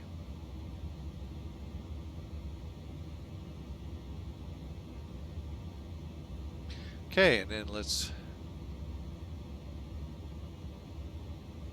and lastly, we need to set the trim, and that is right here, folks, Stabe 4.5. So what you're going to do up here where it says Stabe, make that say 4.5.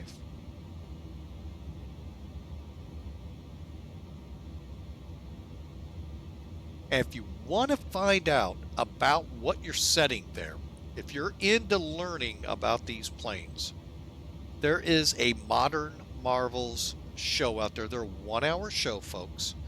I think it's In Search of the Speed of Sound. Chuck Yeager, basically. Look it up, folks. Watch it. You're going to learn what the horizontal stabilizer is all about in there,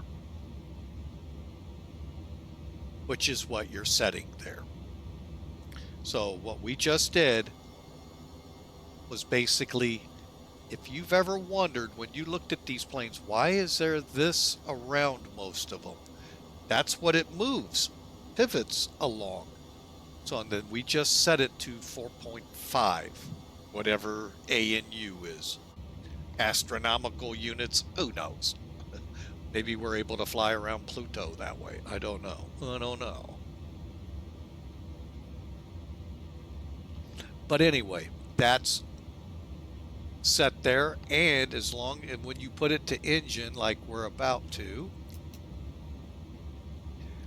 it's still right up here. See, you've got your gross weight, your fuel, CG, cabin altitude, all of that good stuff right at a quick glance. That's good. Again, don't know the reality of it versus the real. These are not the real way the displays look, and I don't know, computer engineers would be the ones to tell me how you do that. Make it look, but I'm here to tell you the other guys can sure get them to look real. All right, so final check, stabilizer, auto brake to takeoff. Actually, it's reject takeoff. And takeoff data confirmed. Exterior lights, taxi and logos are on. Taxi light coming on. I'd go outside the plane to show you, but like many things in X-Plane, the lights are very impossible to see. And we're on our way finally, folks. I don't even want to look at the clock because I bet you it'll say 2 hours on me. No, almost. All right, so here we go, folks. Just to let you know, hang on a second.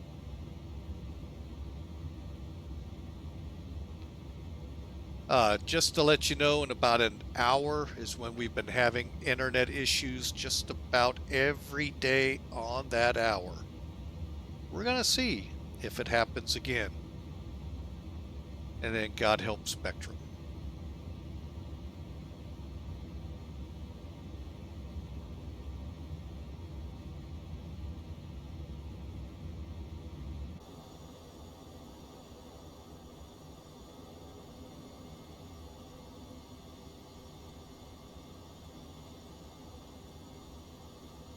All right, again, we're going to 18 left, folks.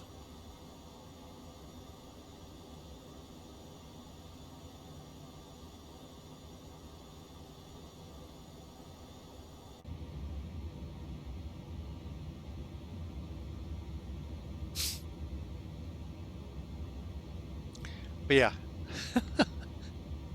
Oh, I don't know, and I don't get it. I mean, this has been reported from day one, the hovering scenery. And I guess more worrying about clouds than we are the whole sim. But overall, I mean, it's really good. So we're not online, folks. We're crossing to 7 and 9. To one controller with VATSIM, you don't have to report crossing these. God forbid if you don't, probably. Probably be all over your case if you don't.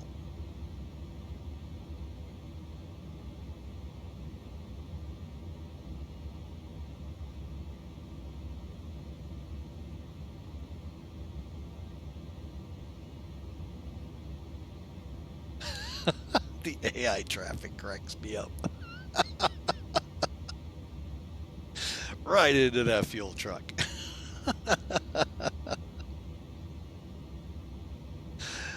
Oh, Lord have mercy.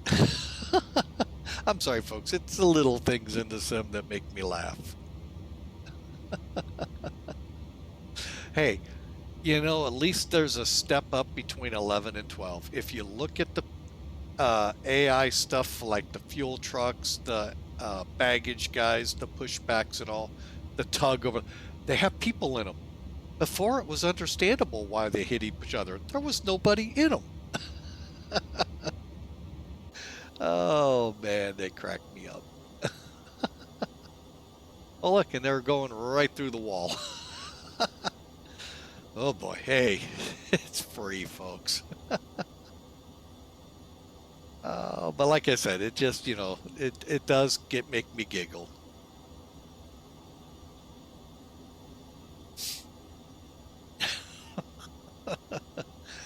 Hopefully someone will come out with Anchorage, and I hope it's free and it's flattened and all of that so we don't have the elevation issues. I don't mind them if they're real, but I don't think they're as severe as they show them there.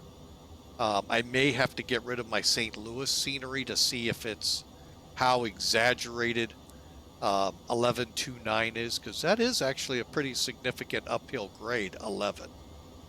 Wait a minute, correction, 29. But I'm curious because of that what X-Plane does.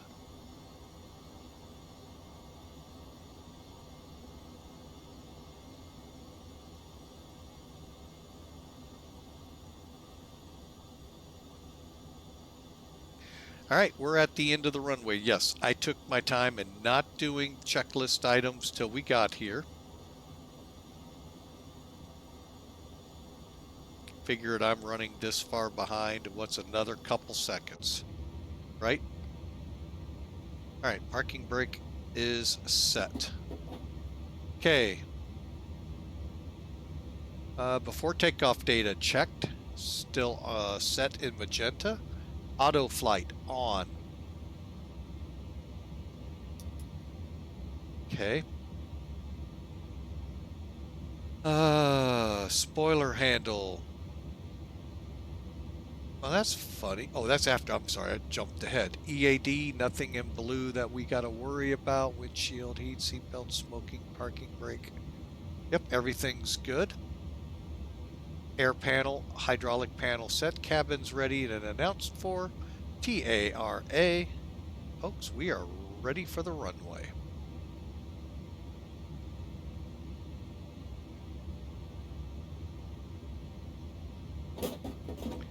Okay, I'm going to go ahead, get those strobers on.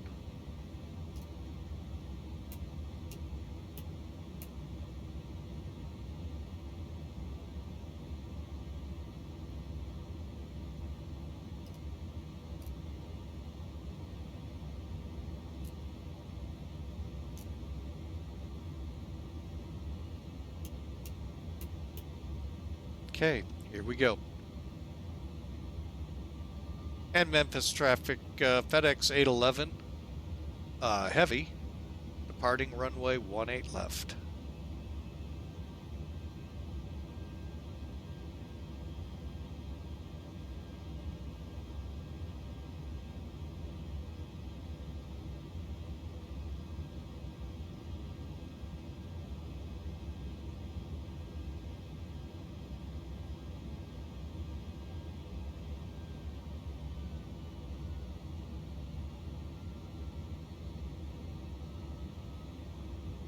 Tell you one thing I haven't tried yet here, and it's because it just hasn't rained.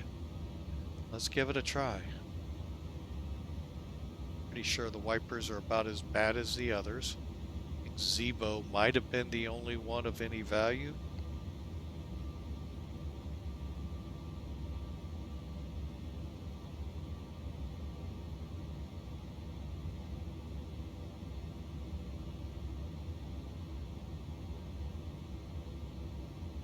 Let's find out. Doesn't look too bad. Just not where the pilot is. But again, that could be the real plane too, folks. So 180 is what we're shooting for. Here we go, folks. Okay, so what we do here, folks, we got everything set.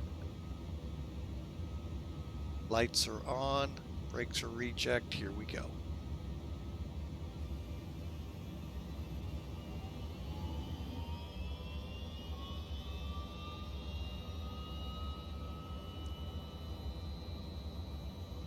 And there we go, 102. We're shooting for 103. Takeoff power set. Speed's alive.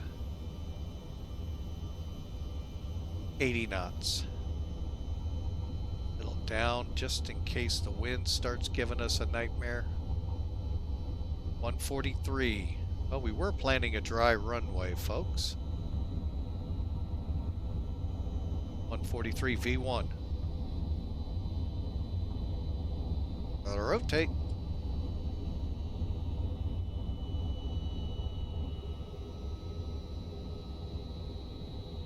Gear up.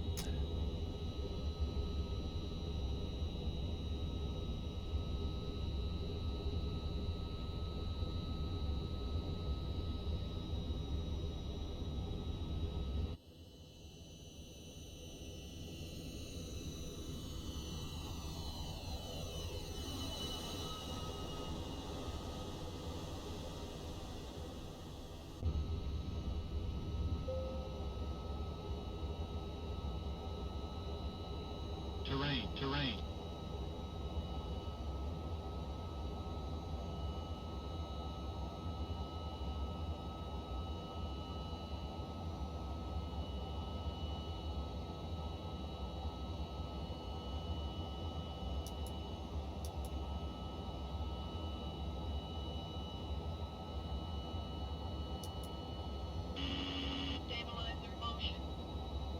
Okay, we're gonna see if it stays. I don't know why the 2 clicks of auto flight. Once you get airborne, you got to click it again. So I don't know if that's just a bug. We're going to kind of watch. Yes, folks, I think I brought my flaps up too early. Okay, there's acceleration. We're lowering the nose.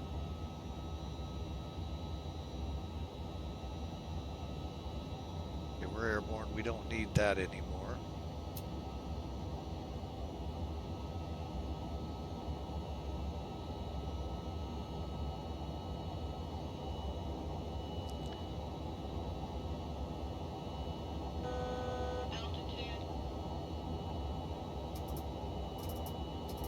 Head on up to 33,000.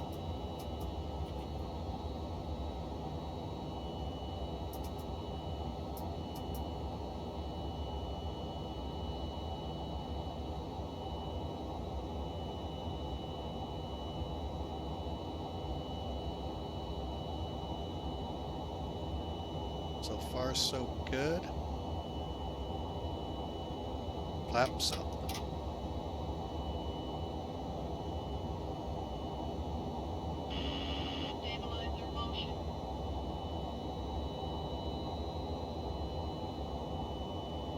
Should go to about 180.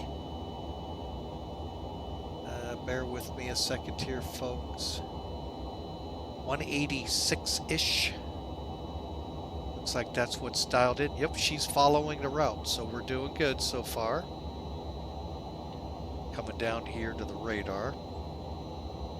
Let's go ahead and turn it on, see what happens.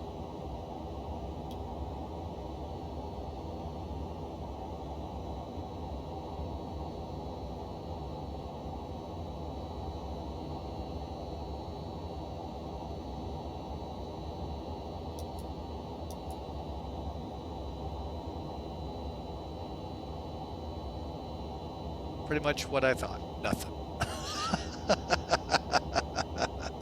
All right, well, hey, not every airplane it works in anyway, so no biggies. But anyway, folks, we're on our way. Let's do that again.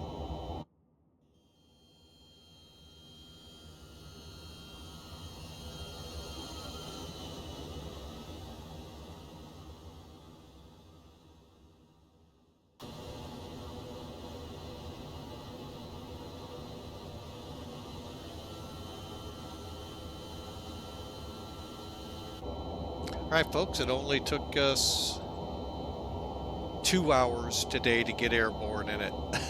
So, all right, we're on our way. Sorry for such a lengthy pre-flighting and all. I'm just trying to hone my skills at this plane. Okay, we're above 10,000, so let's get the lights off.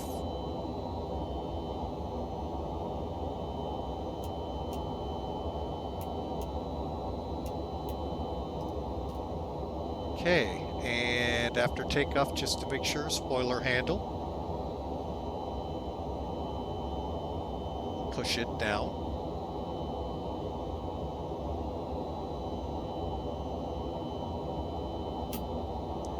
Okay, and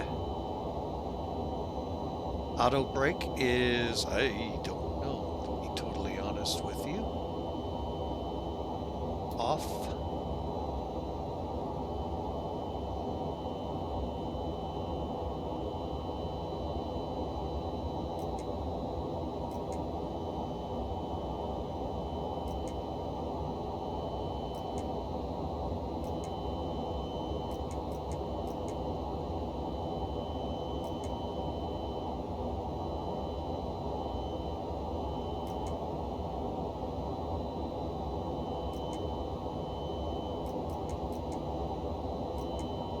Okay, and there we go, folks.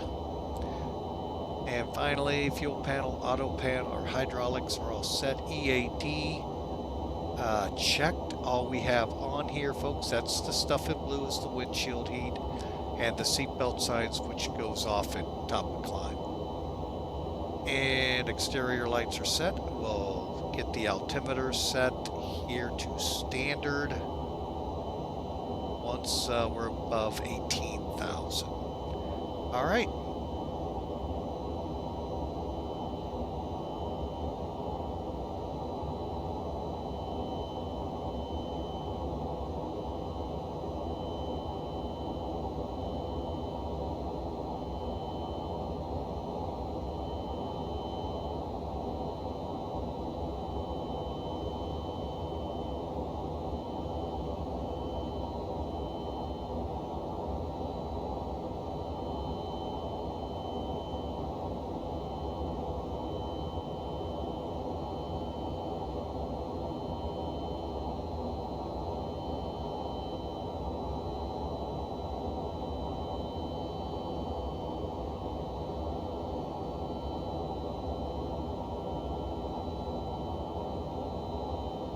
All right, we're getting very close here. Let me show you. 17,300. Once we cross 18, we're going to just turn the music on, folks, and just let her go. I really don't know why the gateway errors were occurring now for VATSIM pre-file. Most likely on their end, most likely, if I understand gateway errors. So there we go, standard. So hopefully they get that worked out here shortly. But for now, wow. That's all I can say. Hang on, we're gonna try it one more time. Yep, I'm gonna be one of those guys that depart the area and then come on VATSIM. But I don't think it's gonna work.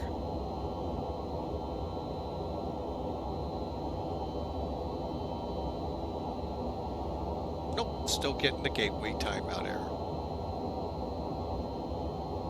All right, so we are on our way, folks, and showing right now switching live map.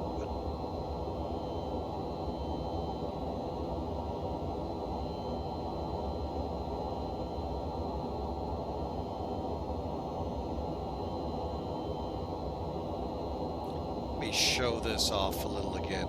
Here's what's going on in the there. Oops, sorry, folks. Got an hour and a half to go, folks. Pretty nasty there.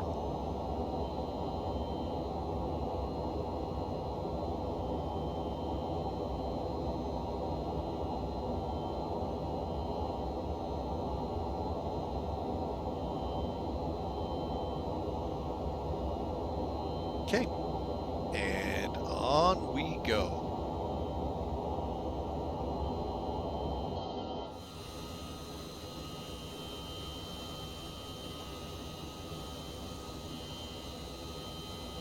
See what I mean?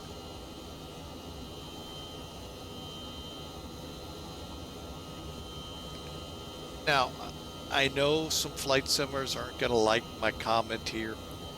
One thing I liked about Captain Sim. Now, they may have improved since their little debacle. I think it was the 777. And Antonio Kano 99,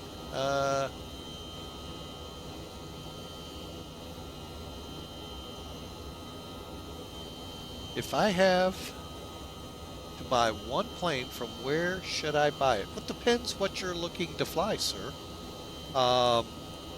Carenado is primarily GA.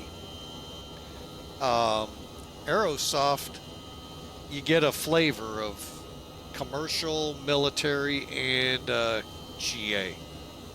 Plane.org, you get a lot of them too at the org store, so really got to weigh what you want.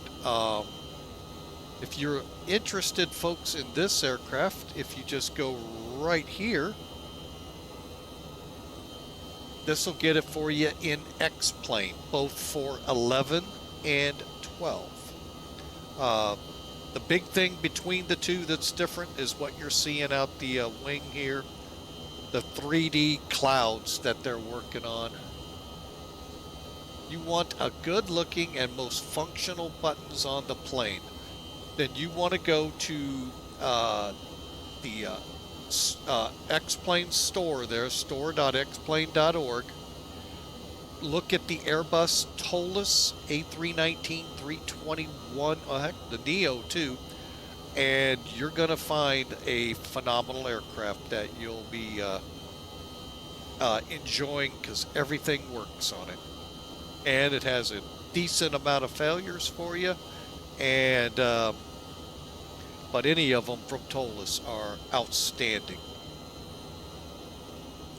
Also, the Fearless 747, another one with a lot of working parts, but you're going to be busy because you're doing the work of 3 people as only one person.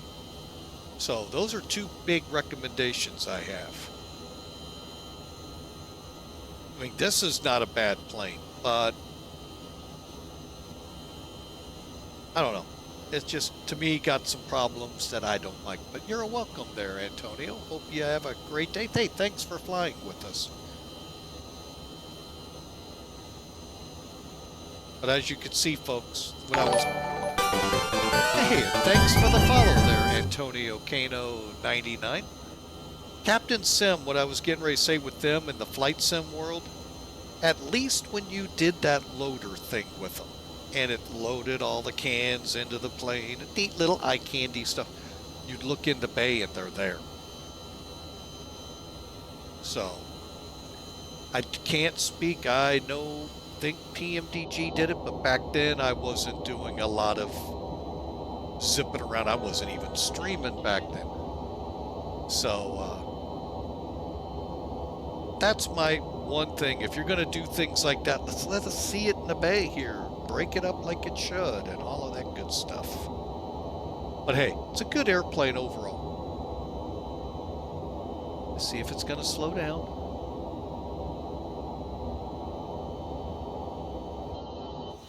And here's one thing I've never liked about this plane.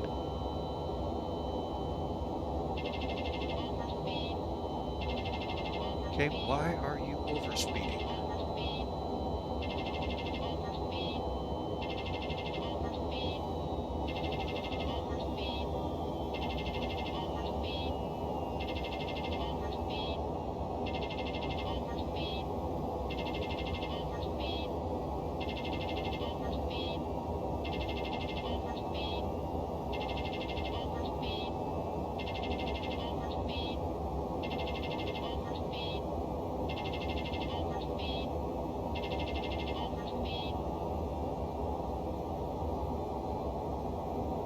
There we go. So there's some things in this plane, as you can tell, I gotta learn, because that transition from climb into cruise, for me, I really don't like. And I don't know if it's something to do here or elsewhere.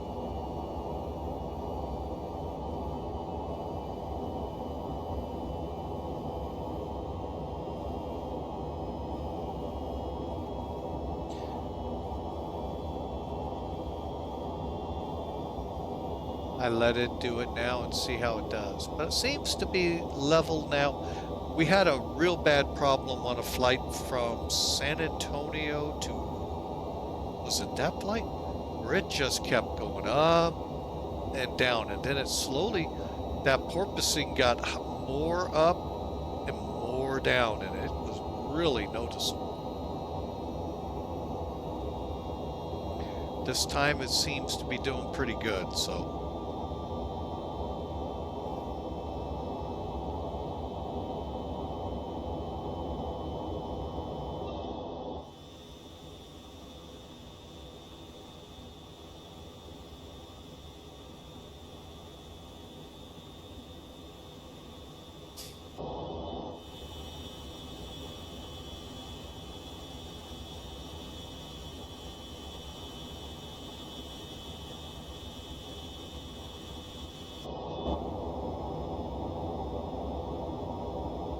All right, so we're on our way.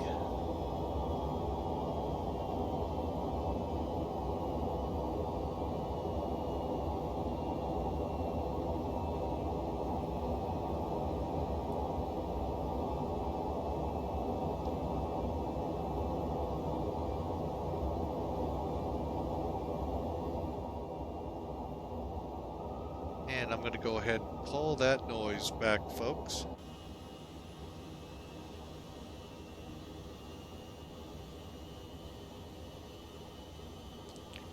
And for Antonio, if you're in Microsoft Flight Sim 2020, you're wanting a fully functional aircraft PMDG.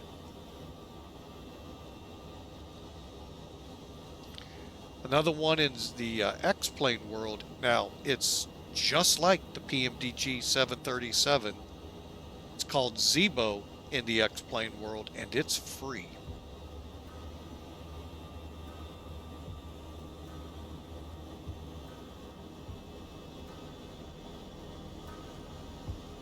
And Friday, God willing, we'll be putting that into the air, I believe. I believe it's Friday.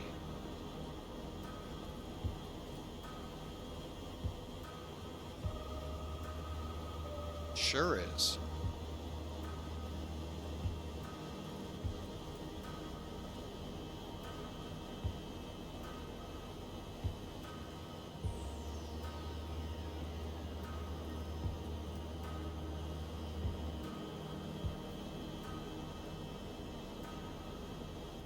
Oh yeah, much better than the default. It's actually built. Hang on a second. Thought I had it low enough. There we go. It's actually built for that plane. It's just a mod that beefs up a lot of stuff for it. And when X-Plane updates that base model, wow, and then put Zibo on top of it, it'll be really that much better. So, but yeah, if you're curious about Zibo, I'll be flying it on Friday in FedEx colors, but not for FedEx Express Virtual.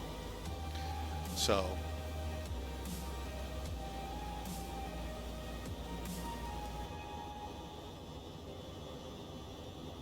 actually, I need to look at FedEx Express because I should be coming up on a promotion here soon.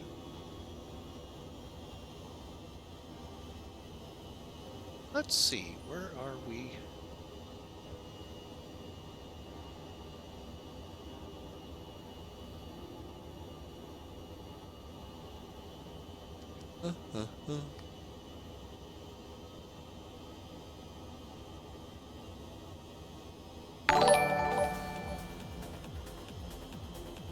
Auto Break, thank you for the follow.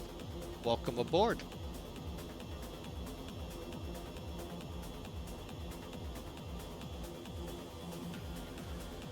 Hope you have a great day, and thanks for supporting the channel. We sure appreciate you.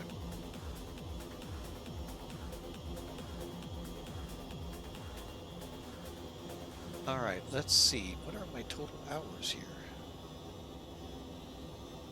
There they are. Okay. I'll check into that later. All right, so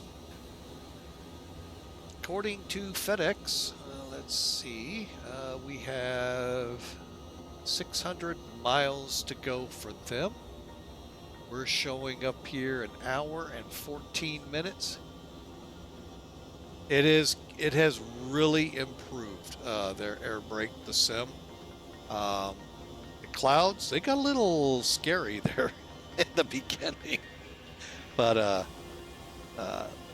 Austin and the team there got them reined in, and sorry for the pun, and they're actually looking pretty good. And I am not running X Enviro, so this is strictly out of the box, folks, with X-Plane 12.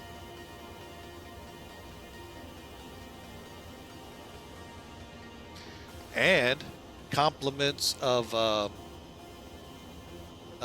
where is he at? Old Fly Guy 70, I was able to finally get updated to release candidate 1, 05 release candidate 1, and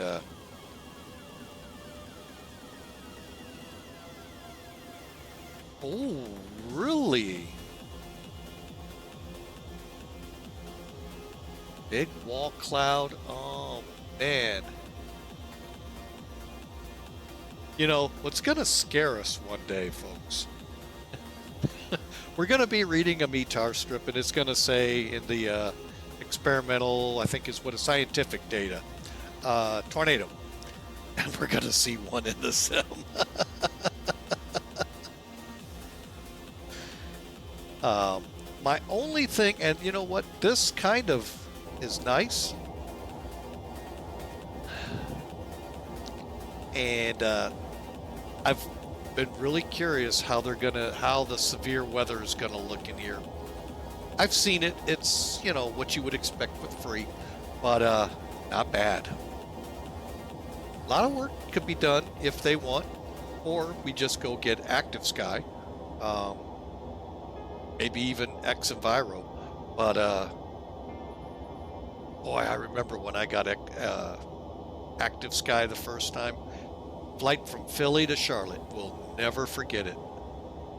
Cumulus all over the place like you'd expect this time of the year out there. And so I went to this one site that I knew I could check tops on, and they were saying 40 to 50,000 foot tops on average. And I'm running at 35,000, and they were towering over the airplane. I was like, oh, and they were all the way to the ground, not, you know, how a lot of the defaults will do a percentage for your altitude. Because, you know, looking out here, you're not going to see the ground. Oh my gosh, that was unreal. That was like 2002 or maybe Flight Sim 2004, a century of flight. I mean, that's a long way back, folks. So, and then the hurricane modeling in active sky for the Microsoft side way back when was unreal. Just spectacular.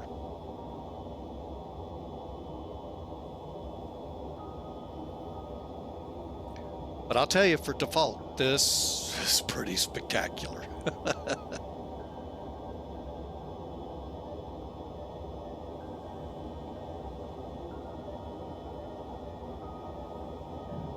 That's exactly right. That's all it takes is a little patience and some more time. And like I said, they're going to scare the crap out of us. We're going to get hailed on and we're going to get tornadoed. Wall clouds are going to scare the like they should out of you.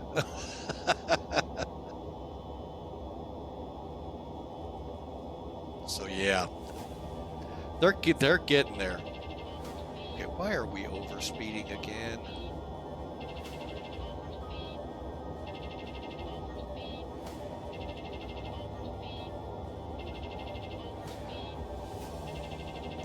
This is one of my annoyances. I don't know if I could fly this plane across the pond.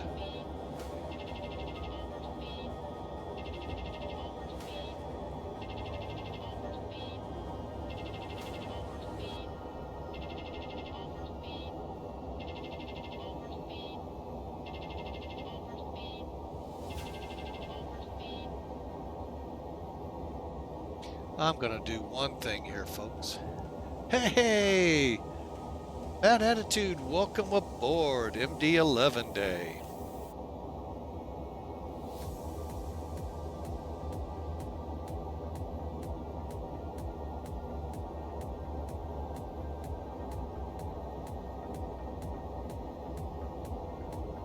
All right, let me check something out here.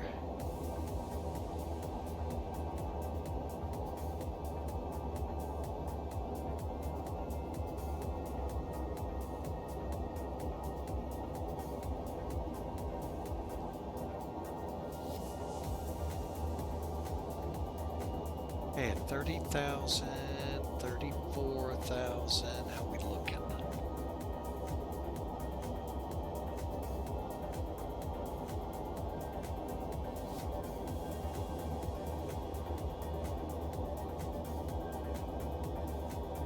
You know what? I'm gonna have to tell dispatch we're going to 35,000. Or wait, can we go up? Yeah, 35.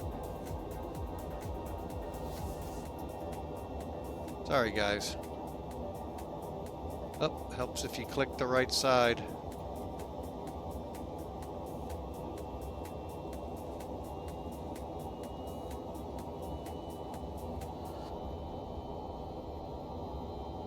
I'm looking at this wind chart and it doesn't look all that bad. Of course, I'll get to the one with turbulence and go, oh my gosh.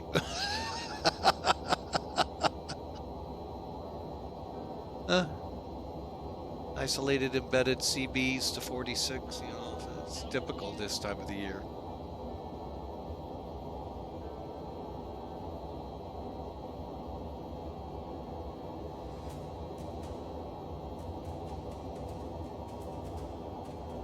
Two, let's see. Come down here and see what our Mach is supposed to be.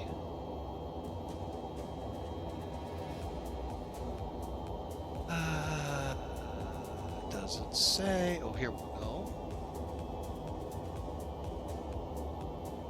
8.3.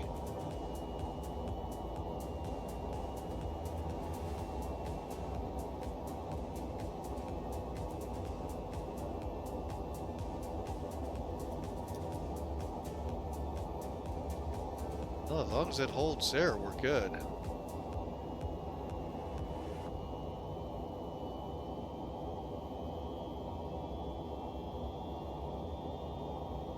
All right. Ooh, the 330. I haven't looked at it yet.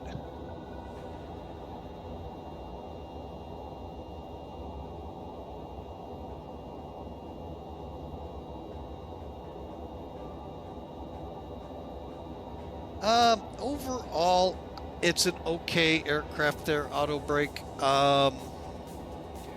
Where my You love me! You really love me! who do we got here? Well, thank you so much, Auto Brake, for the subscribe for 1 month with Prime. We really appreciate that. Thank you for the additional support. Definitely put it to use in the sim here. Thank you again. But as to your comments about the MD-80 or 11, I don't know about the 80. I used to see these airplanes all the time, well, not all the time, but frequently at the airport I work at. And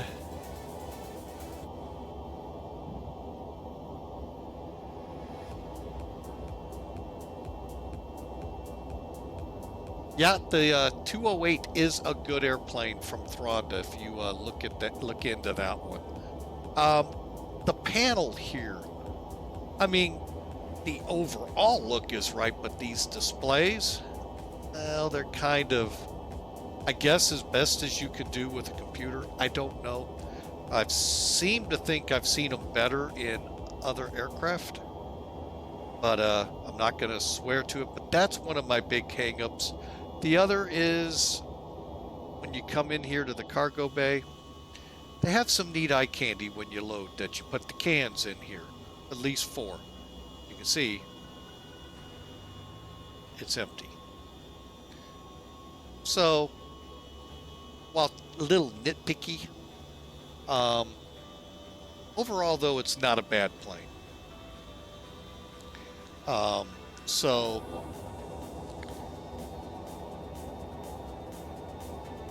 I leave it to what you all see here to decide whether you go after it or not. I got it on sale. I'm happy that I got it on sale. I probably would be very, very disappointed at full price. But I don't have the Rotate MD-80s. I thought I'd give this one a try out, and overall it's the little things like the speed issue. I had porpoising problems a couple of flights back with ATC. That's embarrassing when that happens, but it doesn't seem to be doing it today. So I got it at, like, I think it was $50. I think it normally goes 60, 70, 80, somewhere in there.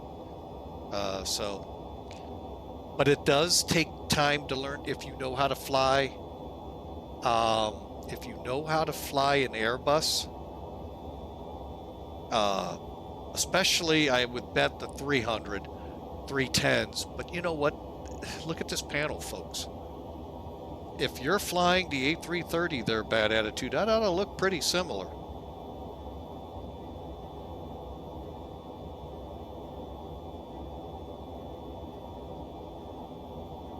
Other than that, but overall it's a lot like the Airbus products of old.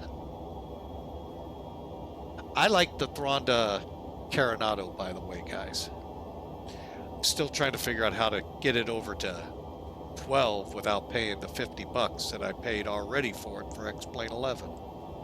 Ugh. But you know what? I can fly it in X-Plane 11 and have just as much fun. Yeah, I'm sure it is, but if you look at the 330, there's a lot of similarities there. And I think that might be X-Plane doing that, not necessarily the real world. I don't know. I've never actually been in one. Seen it. We had 2 or 3 of them in for U.S. Airways way back in the early 2000s. And I mean, right at the turn or just after 9/11. But neat airplane. But I don't remember much, but I couldn't believe this when I got him. Oh, this is just like an Airbus. This piece of cake. More so here.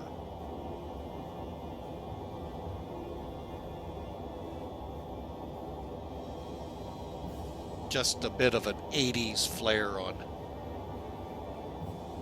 Well, I haven't seen got the updated 330 panel with the McDoos and all yet, so maybe they changed it. But to me, I got the 330 flare off of it too. And by the way, the 330s were around when this was flying. With the airlines, not with FedEx and them, because they're just now beginning to mothball.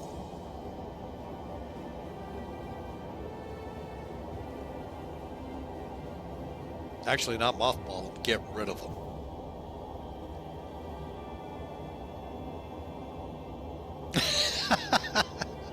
Well, it could very well be.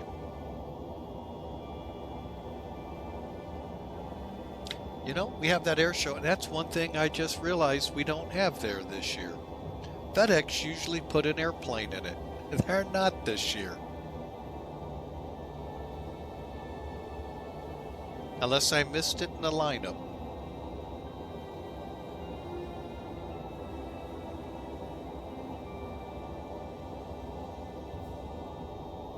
Okay, well, I haven't even, since updating yesterday to 5 release 1, I haven't even taken a look yet. I plan to fly it in a couple of weeks just to see, since we did the flight from Toronto to San Francisco several months ago. Let's see what's changed.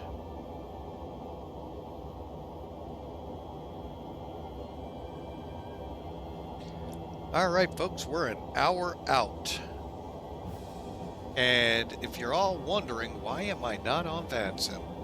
Well, every time I click on the quick load for the flight plan, it gateways on me. So, and I really don't want to load it from inside XPilot. So we'll be offline on this one. But we'll try it again. Be that guy. Oh, no, we may not. Where are we? We're about to hit Jacksonville. Well, who knows if it'll even work, so let's find out.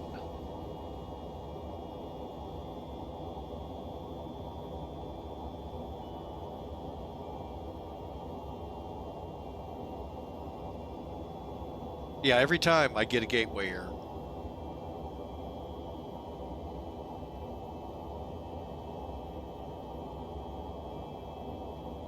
Yep, another gateway error. So, that's how it's gonna be.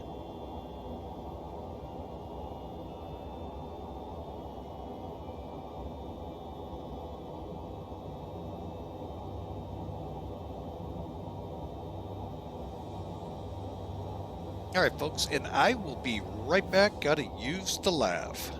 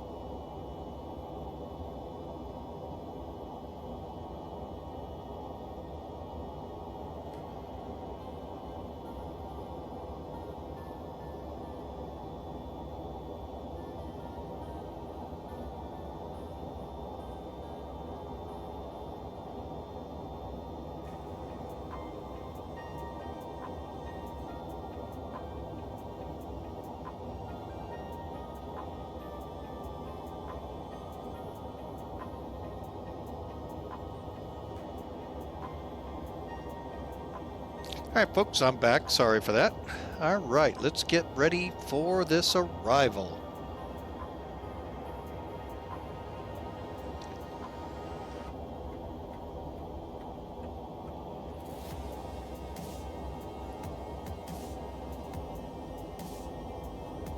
Actually, let me try and see.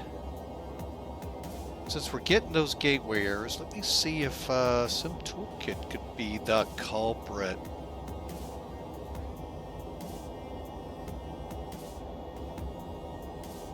Does not appear to be. I was thinking if it was having connectivity issues, it would be right over here too. All right, so we're getting ready to push into Jacksonville airspace, and we are on the Tiki 3 arrival. Currently, I'm just gonna look real quick. 322 miles from top of descent. All right. So we're coming in on the Tiki 3, as we said. As soon as it loads up here. So ACORI. First off, let's not get ahead of ourselves. Okay, we have a D-ATIS. Now, if you're not aware of this, folks, if you go to this site, datis.cloud.io, you can, in the US, look at what the real world is telling you, ATIS-wise, what's going on at that airfield. So if you want to know if the runway's wet, dry, look for the condition numbers, 555, 333, whatever, for your runway. If you want, all of that can be found on the ATIS. That's what the pilots listen into on this case, 135.0. Digitally, they can go look it up on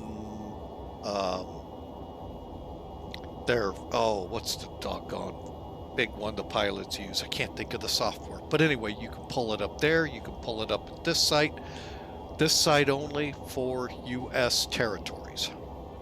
So kind of like SkyVector, looking up airports, charting-wise.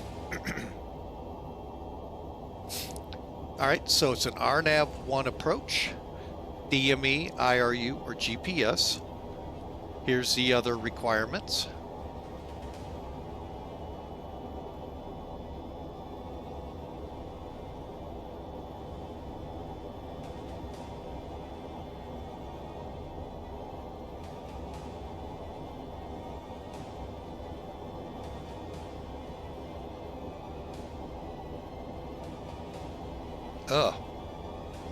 All right, so routing wise, from the transition, we'll go through it to Tiki.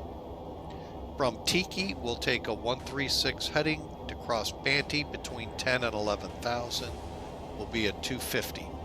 Good video out there, folks. Look for it on YouTube with New York Center and Approach and JetBlue talking about what the word "at" means. Quite interesting. Then on a track of 106 to Hees at 7,000. Okay. We're planning 10 right, so from Hees we'll track to Bunker, be at 5,000, and then the ILS down 10 right. Pretty simple. So let's look at it. Corey, Bullseye, Snappy, Nikki, Cleo. Feeder, Fignut below 31,000. Jasbo above 26, now at 280. Dana 23 to 26. Peacock. Then Tiki at or above 12,000. Banty, we already heard. Hees, we already heard. Bunker, we need to be at 5,000. Okay? Pretty simple stuff, folks. It doesn't get coming in 10 right.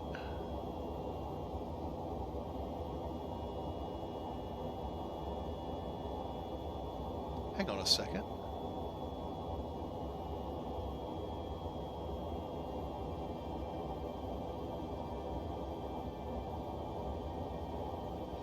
Wow, we're going to have a taxi, folks.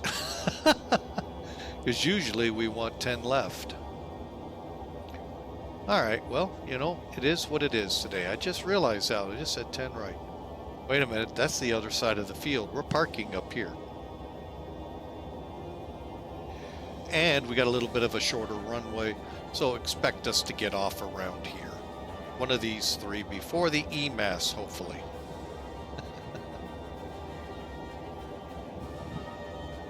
Yeah, I hate long taxis too. All right, so let's get into that ILS real quick.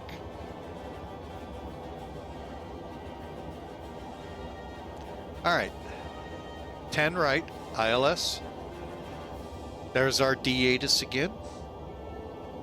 Miami approach. Lake Lauderdale Tower, ground. And the ILS. I can't remember, did I put this in last time? No, it's automatic on this plane. Had to think for, it's been a couple of weeks since I've flown it. 111.75. We'll double check rad nav on it. Final approach course of 96.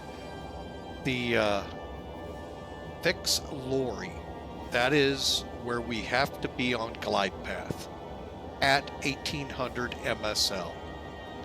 Decision altitude today is 264 feet above sea level, or MSL, or 250 feet AGL. Folks, same number above these elevations, just this one is your altimeter will be at 264 before your decision point, or your radar altimeter will be at 250. They are exactly the same level above. See, reminds me of making a mistake doing one of my cross-country, at Addison Airport in Texas.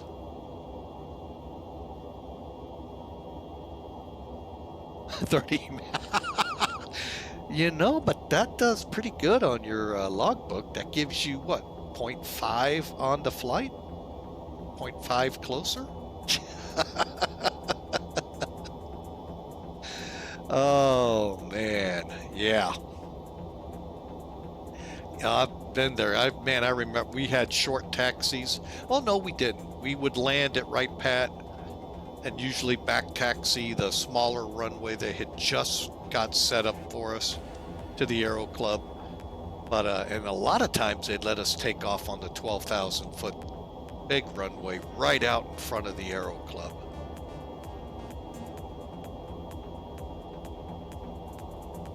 It is more fun. I will give you that. I'll take a half hour in the air playing around than on the ground taxiing for a half hour. I will give you that. So, and I do miss flying. It just got way too expensive. Haven't flown in, good Lord, since '85. So, long time ago. Seems like forever. Probably was, it most likely was forever ago.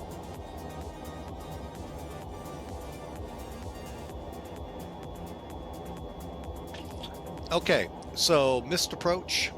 Pretty much we're going out to Ulz SUZ, about 15 miles from Lake Lauderdale. And we're going to hold at, looks like 2,000. Okay, we need DME, 10 right, helicopter visibility, okay. RVR 40, no, you got all of this, folks. The big one, though, appears with most. If you're coming through and you're on your ILS, folks, that glide slope indication, say when you pop out of the clouds and you look up and see the pappies, there's a good chance they'll be different. Okay. When you declare I have the runway, you're going to be following the visual cue of the pappy anyway, referencing the localizer just to make sure we're still squared up on the runway.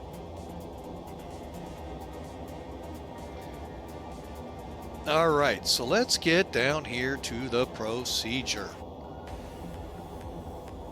Okay, well, the big number one, wherever that's hiding. Oh, there it is.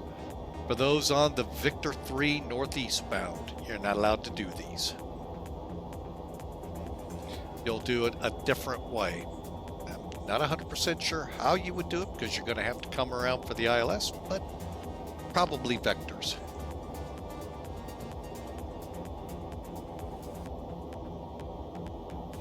Oh.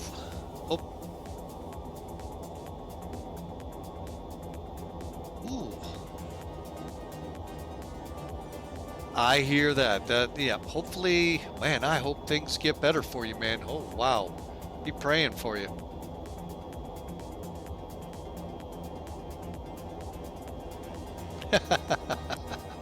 Well, man, glad to at least you're alive with us. And wow, ATV accidents. Oof.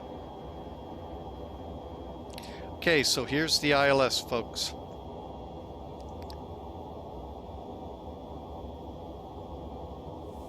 There you go.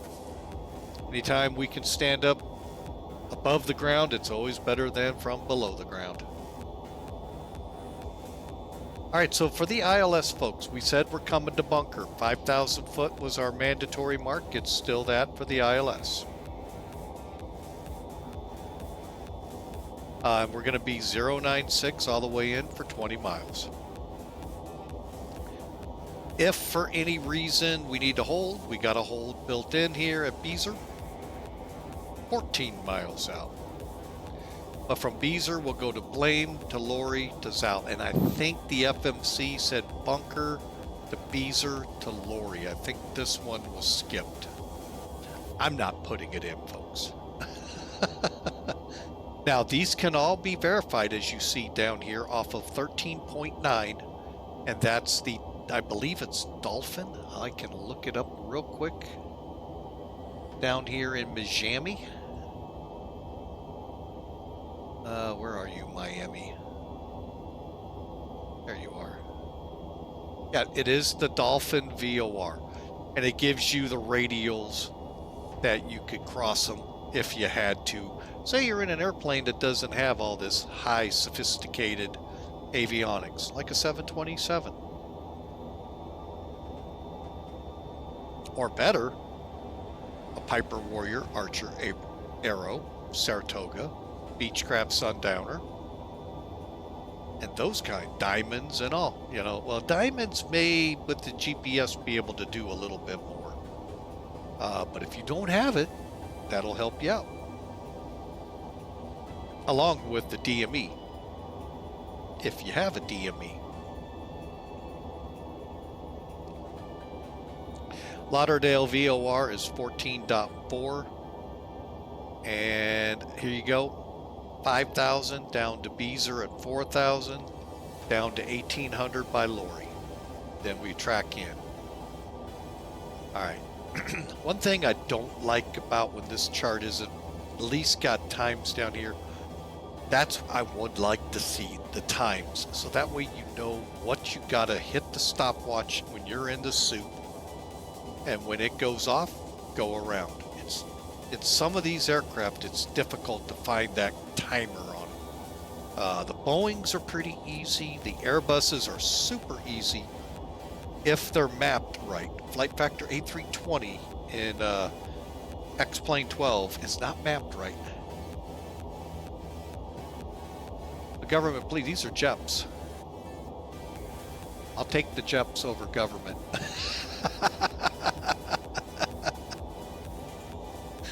They seem to have more information than the government.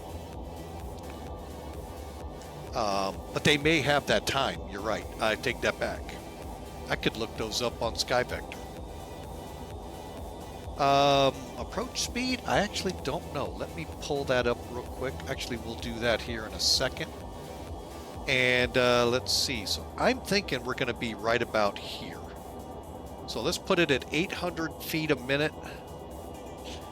And we'll go 2 minutes down the glide slope. I think the miss is called, I'm not even sure where the miss is, 1.4 from FFL or from FLL. So 1.4 back. If we don't see the runway, we go around. Okay, we got a Mauser Not sure what emulsive is. I'll have to look that up. Pappy on the right. There's our missed approach again. Lastly, folks, then I can go quiet for a little bit with you. 264, 250. We went through this before for our altitude ceiling, folks. Let you all get a look at the weather and watch it have changed drastically, and we're going to be in a lot of trouble again. Nope, beautiful day. Got a few clouds smattering the sky at 4,000. It's a chilly 31 degrees there, and altimeter setting of 3,000. Oh, by the way, it's 31 Celsius. They're not chilly, folks. Probably in their eyes they might be, but not in ours.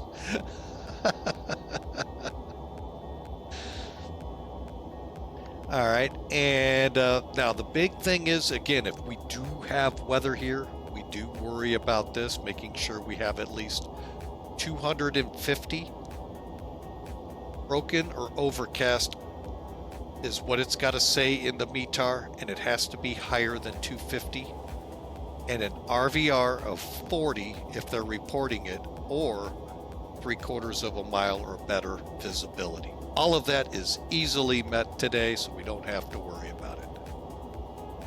Out of curiosity, let's pull up Sky Vector. I don't know why it won't load automatically. Why aren't you loading? Okay, just be that way, Sky Vector.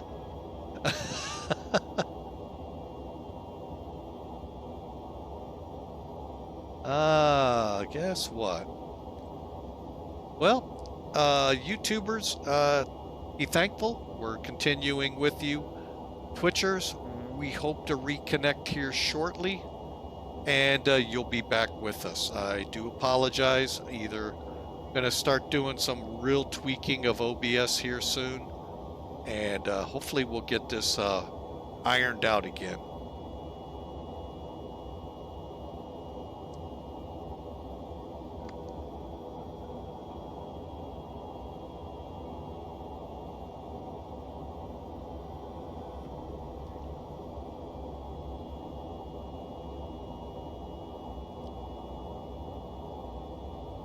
Oh, okay, folks.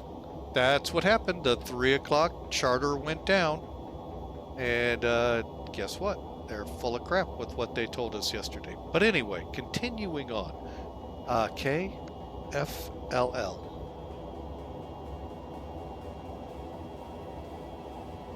And we're coming in 10 right. Let's see if it tells me. No, it doesn't. Oh, I see what you're alluding to. It really doesn't tell you much. See, that's why I like the jump charts. It just gives me so much more information than what I'm getting here. Although there's the missed approach point. They're showing it 2.4. It's 1.4.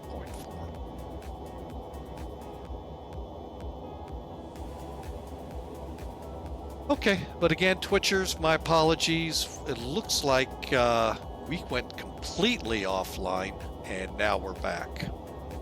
Our 3 o'clock charter spectrum discombobulated system dropped on us, and hopefully that's all we have.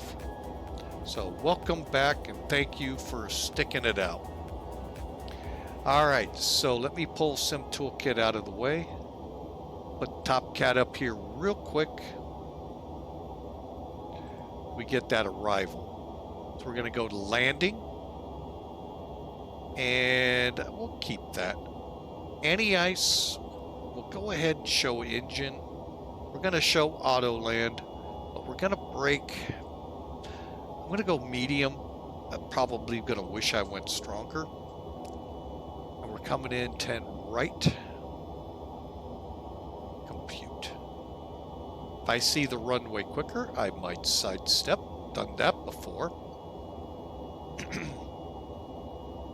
Actually, the video just released in the last couple of days. Southwest Omaha to Dallas Love. Some reason we were lining up on the left runway when we were fully planned for the right. Don't know what happened there with Zebo, but so we sidestepped over. But anyway, so our reference speed is 153, our approach is 160. So actual distance 6,000 feet down the runway, leaving us about 1,600. So I think medium will be good so long as we don't float egregiously, as we are notorious to. All right. Let you all get a good look at these clouds. All right, so there you go, folks. There's the arrival brief. Worst case scenario, if we come out of the hold and weather is not improving in Lake Lauderdale, we'll go to Tampa. Some of you may be now just joining. I am not trying to make fun of Fort Lauderdale, just pointing out that a few days ago, back in April, it literally was a lake from all the rain they took. The only thing I've been kind of curious with that event, what happened at Miami International? Folks, that's only like 20, 30 miles away.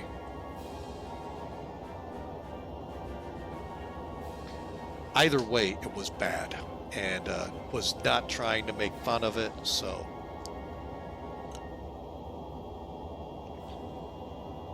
Kind of reminded me of, I think it was 2008 or 9. Hurricane Ike, I think was the name. Came in over Texas very rapidly inland. By the time it hooked, crossed over Springfield, Missouri, headed for St. Louis. Springfield, Missouri, it was just then downgraded into a tropical storm. It dumped on O'Hare and turned it into a lake. So, yeah, it happens, folks, from time to time. Not often, thank God, but it does happen. So, anyway, we're on our way, and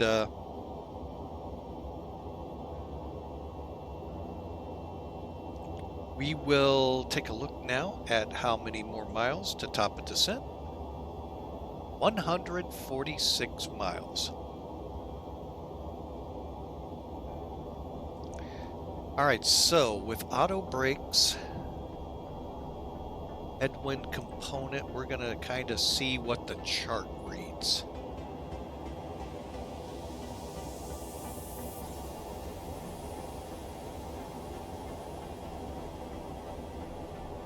Our head, oh, wait a minute, I did not update this, folks. Hang on. Headwind of 10, okay. That looks all good. You recompute. A little adjustment, but overall, folks, we're gonna eat up 6,200 feet of runway with about 1,700 left. Which, for normal crews, are like, oh, piece of cake. For me, yeah. All right, so 10. Above or below? These are kilos. I hate when they do them in kilos. We got good braking, 1,600 feet. So yeah, even by our chart, we're looking pretty good, folks. Flaps will be 35, correct? Oh, these are at 50. Oh, hang on. Change slightly, will be 6,500 feet and 1,400 remaining. Ooh, a lot of runway, folks.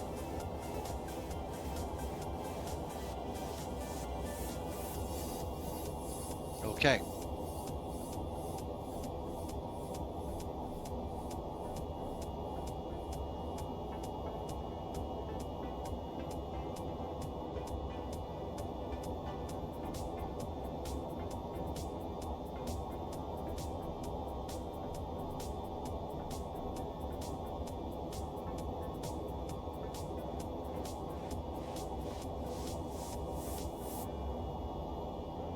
All right, just again, reading through my chart. All right, I got my checklists ready to start up here once we drop into about 80 miles out. So folks, enjoy the few more miles we got here. I have to figure out where we are.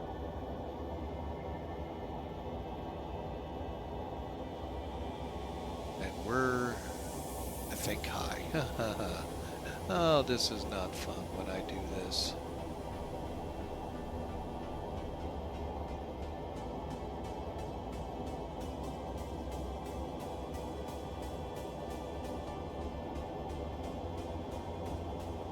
Okay, so we're still good. All right.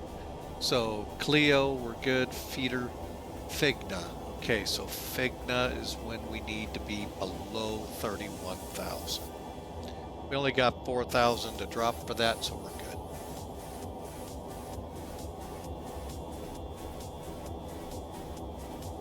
good. Kind of enjoy the music here, folks, as we fly on to Fort Lauderdale.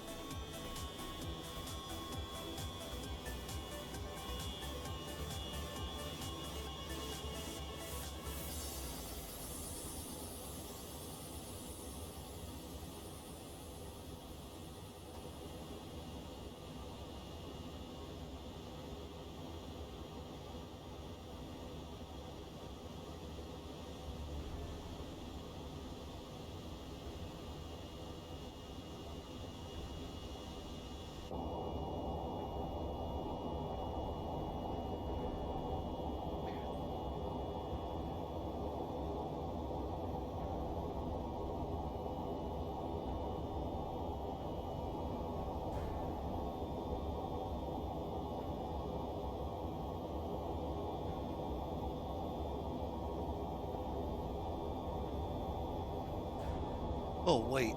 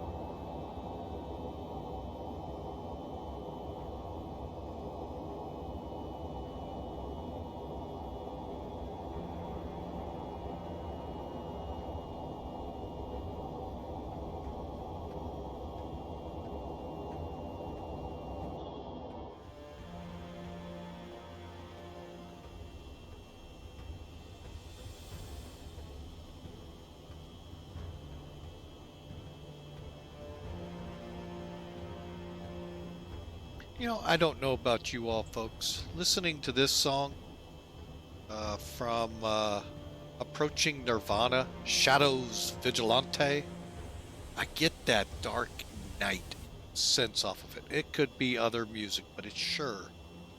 That's what I get out of this. It sounds like I'm watching The Dark Knight on the screen again. Batman, Dark Knight.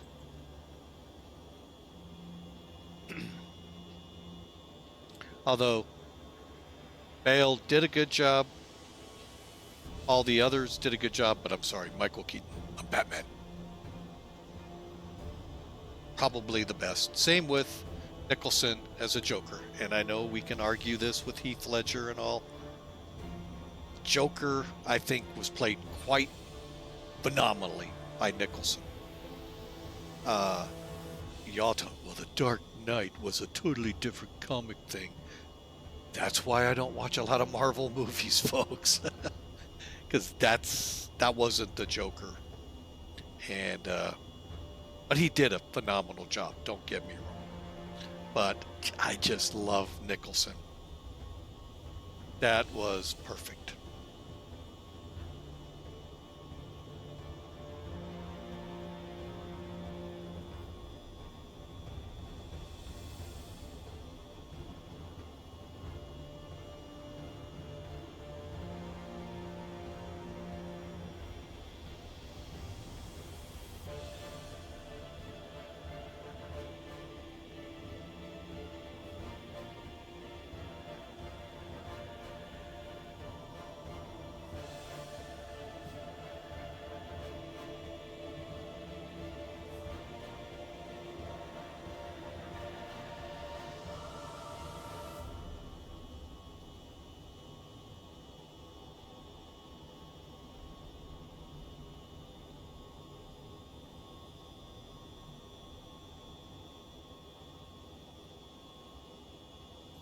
All right, let's see where we stand here. I know, about 35,000 feet over Tampa.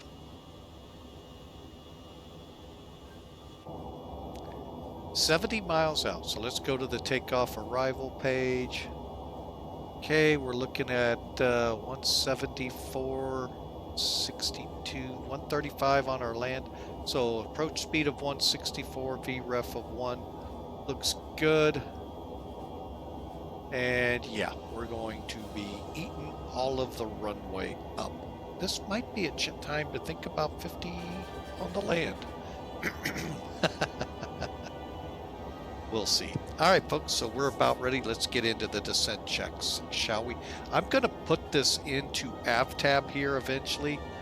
You guys got to remember how to do it. It's been a while since I put those guys in it. Let me see if I can't do that real quick. Hang on, folks. I should be able to.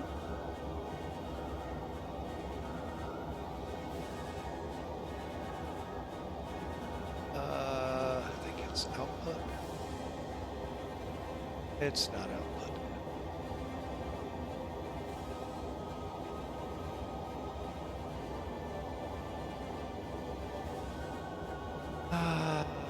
Charts. There's where I want to put it. Okay.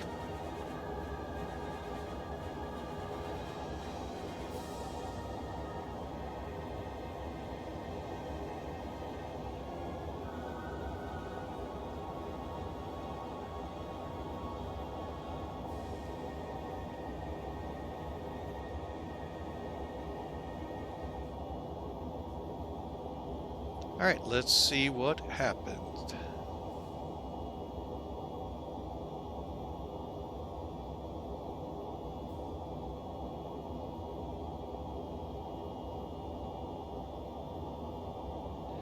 May have to wait till the flight's over. I don't see it.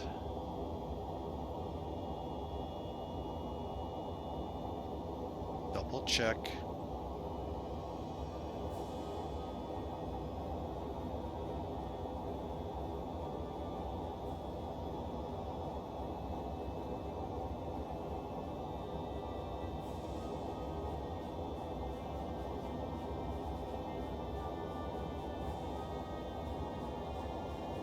Yeah, I don't see it in there.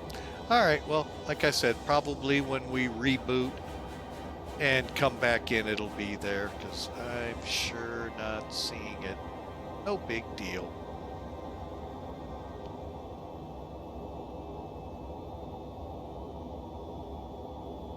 Yeah, I'm one.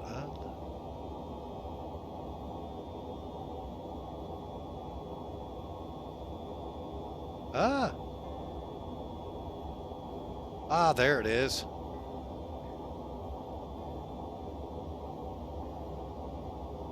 All right, there it is, folks.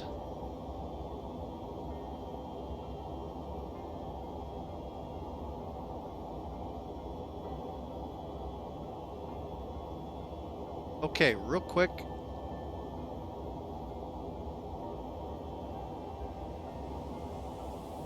Landing distances.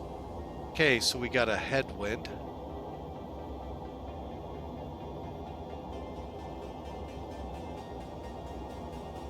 Okay, that's not what I was looking at earlier.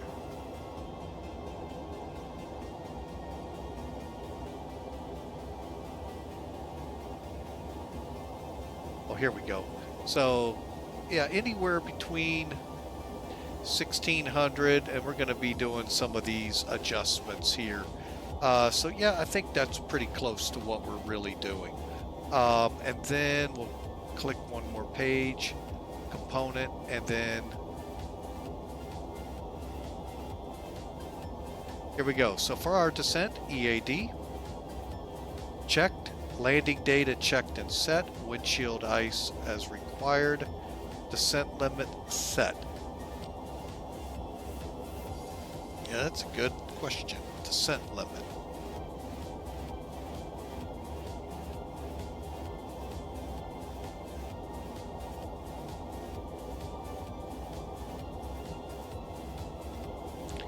And you can see right here, folks.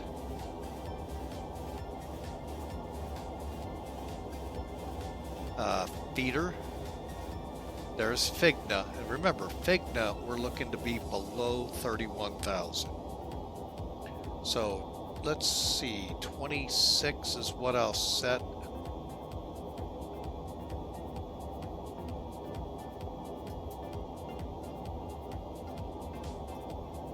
Okay. Let's creep in a little closer and we'll start our descent.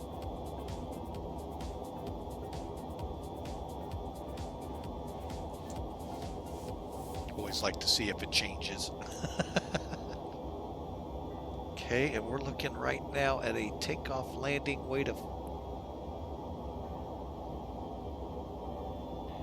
465.9. That's pretty close.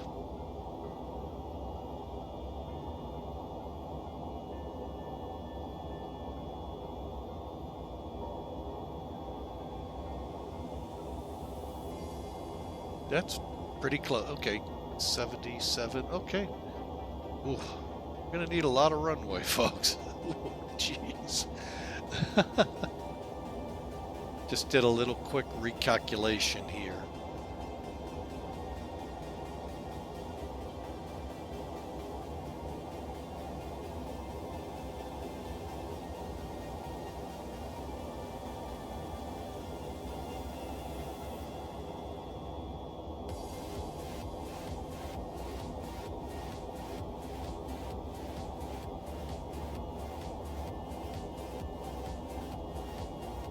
Well, I do want to welcome y'all back, and hope y'all are able to come on back in and enjoy the fun, because we are getting ready to set up for the arrival into Fort Lauderdale.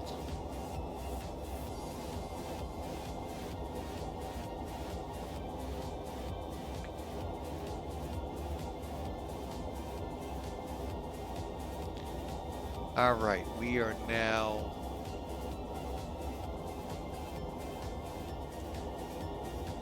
ready for descent.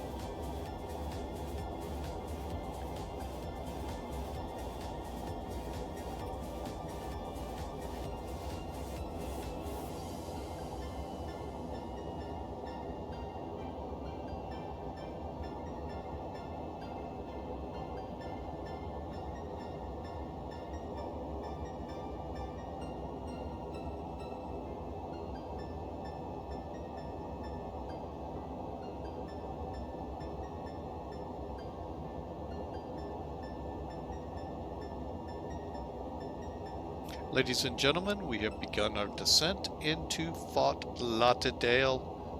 Please take your seats, fasten your seatbelts, and put those tray tables and whatnots in their upright and stowed positions. Thank you for flying FedEx.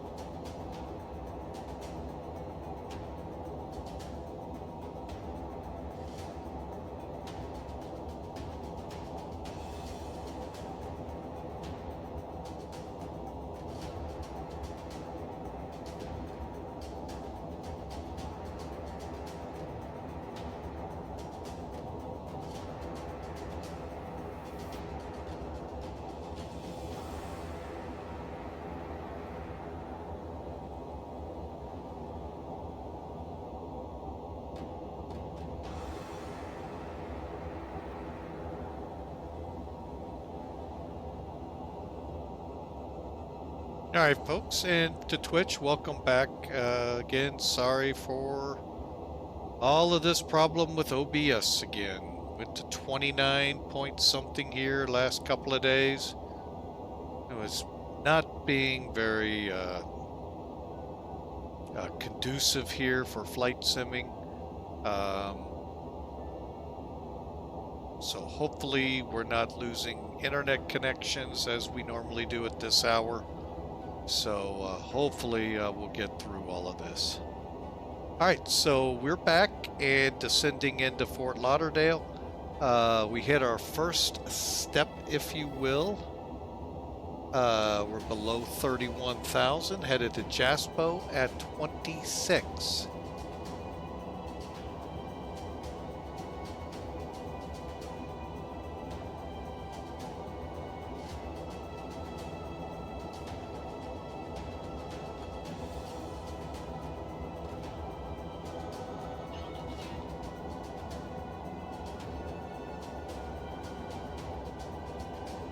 Okay, we're hitting Jaspo on time. We'll probably level off and then set for our next one, which will be 23,000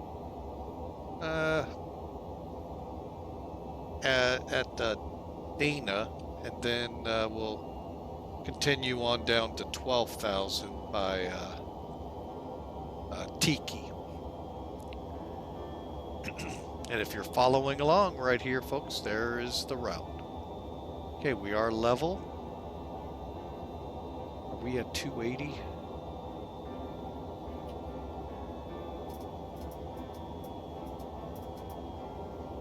Let's go ahead and get this bird slowed down. Let's come on down to 23.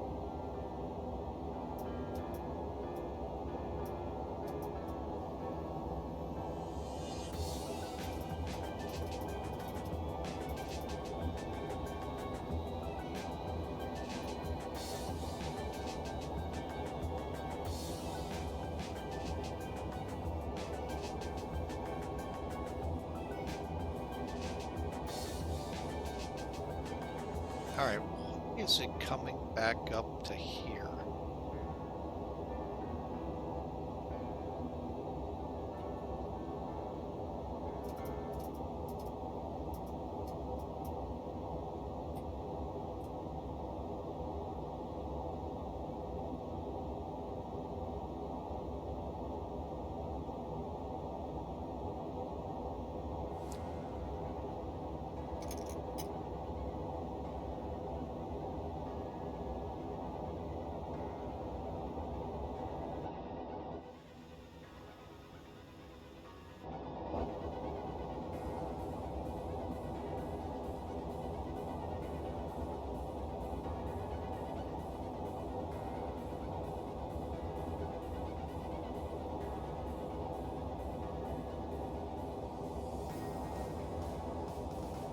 All right, so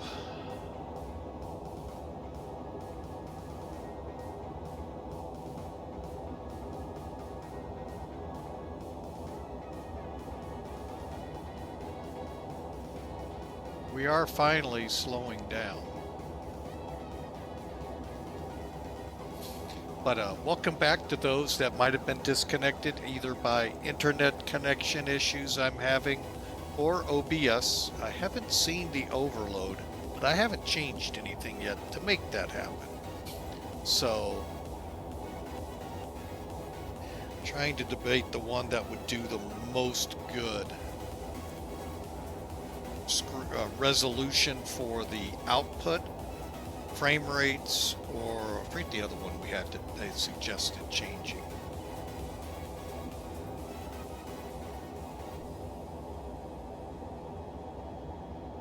Okay, we're coming up to 12,000.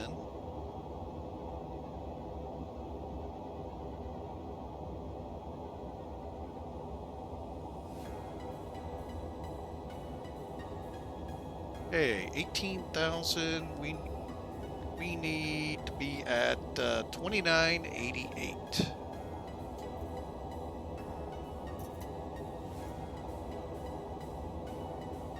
$98 or 88? 98. Okay.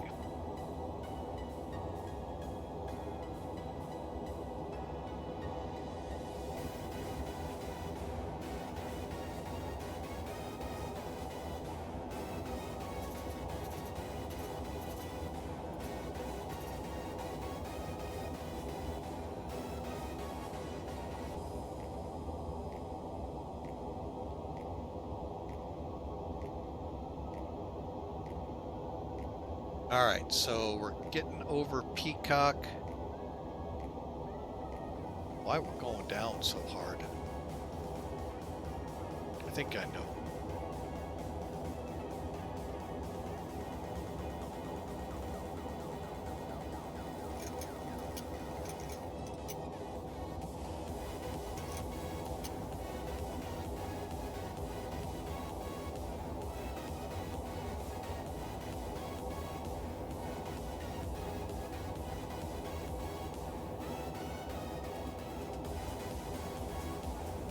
Okay, let's head on down to 10,000.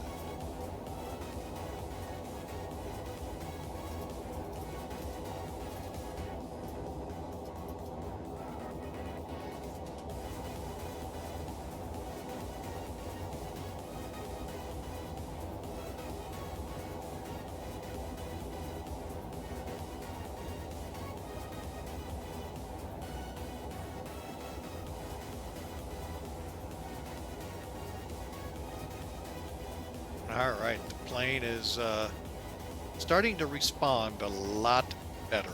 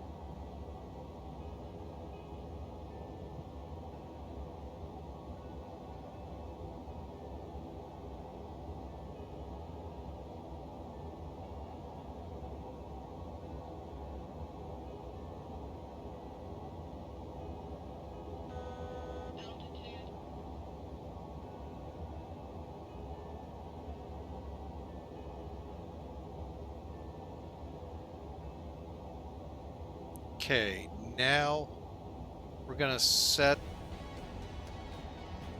as soon as we get closer, 7,000 for Heezy. That is an actual hard altitude. I'm gonna go ahead and slow us to 230 at that point, then we can carry it in.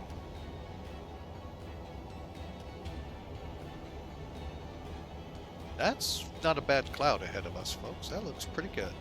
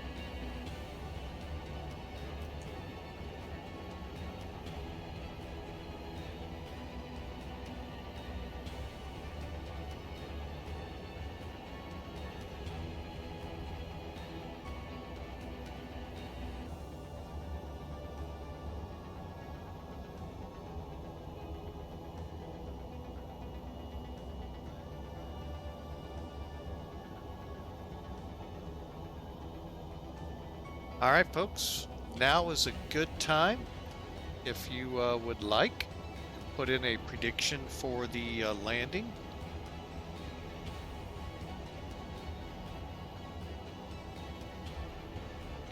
There's a format for you. And hey, who knows? You may get it right. We need to come down to 7,000 now.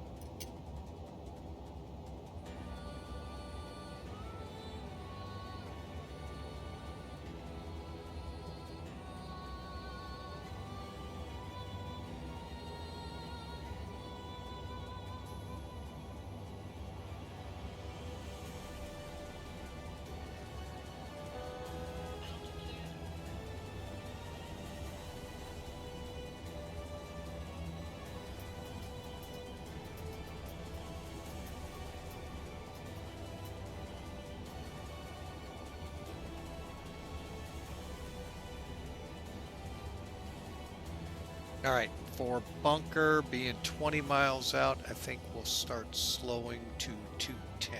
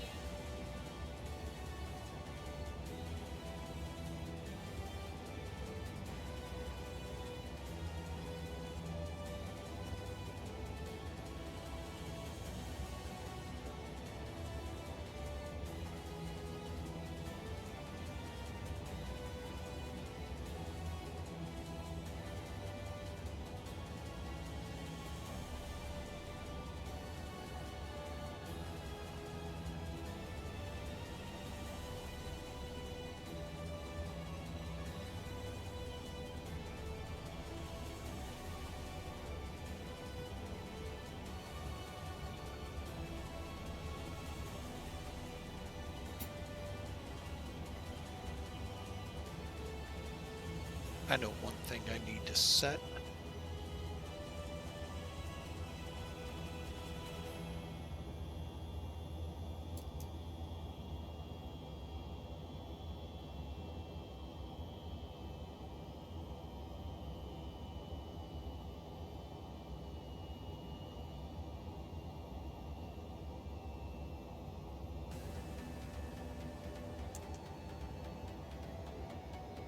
Oh, great, our ILS didn't pop in yet.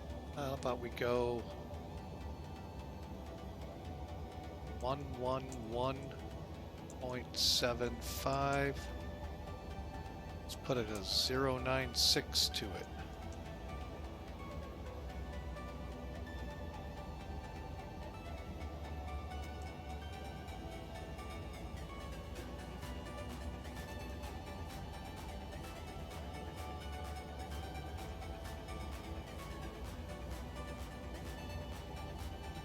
Okay.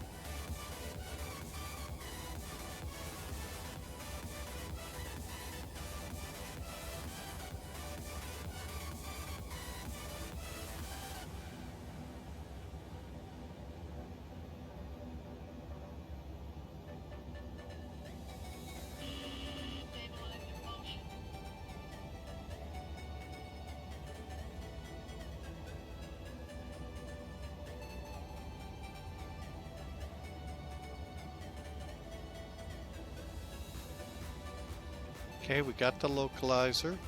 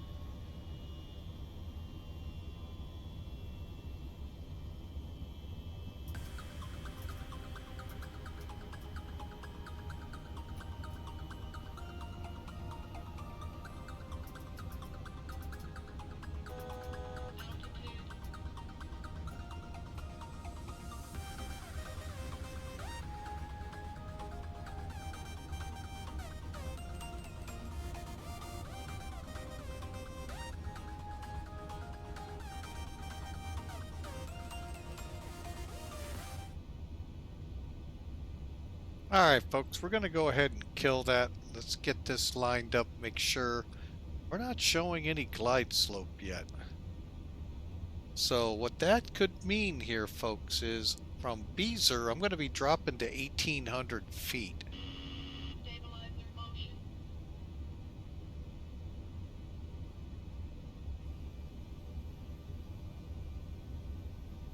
Okay, there's Beezer. Okay, we're going to go ahead and come down to 3. Up. Yeah, we're high.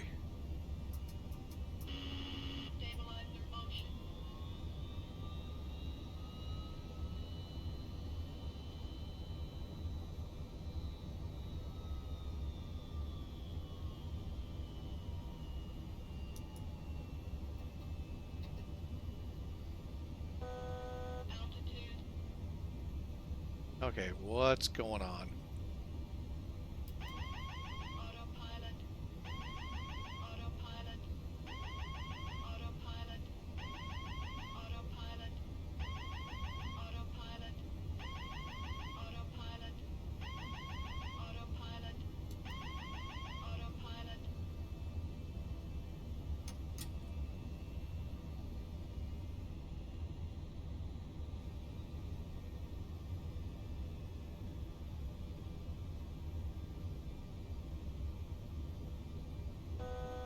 Altitude.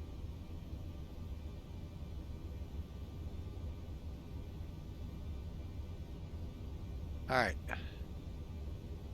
Well, it's my plane now, folks. The only thing I don't have are the throttles yet. I'm going to go ahead and take them. 2500.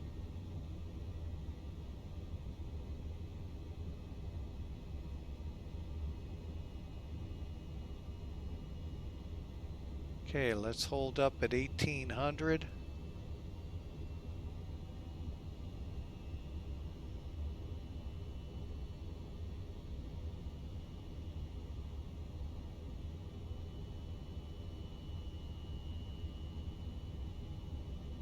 Okay, we're over Lori. And Fort Lauderdale traffic, FedEx 811 Heavy on the ILS Lori for 10 right.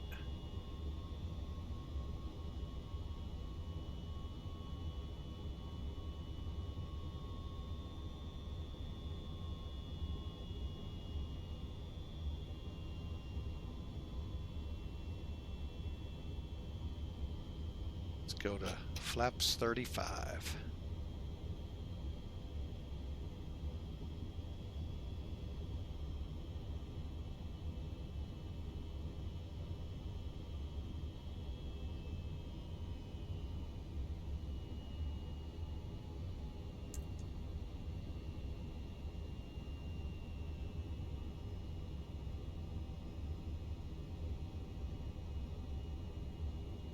Bear with me, folks.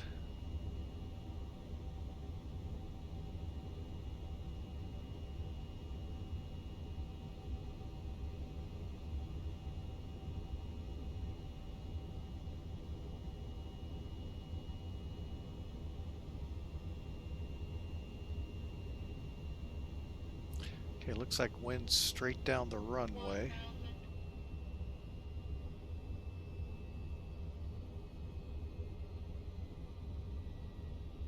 Okay, time to get the speed under control. Folks, we're landing. I've got control of the plane. Brake set, flap set, gear down. 4 green. Glide slope. Glide slope. Glide slope. Glide slope. Glide slope. Glide slope. Glide slope. Glide slope. Runway in sight, stable, landing. Glide slope.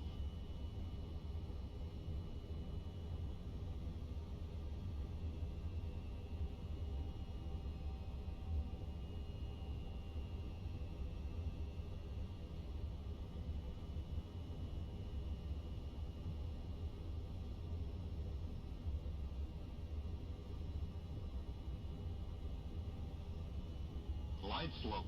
20. 10. 10.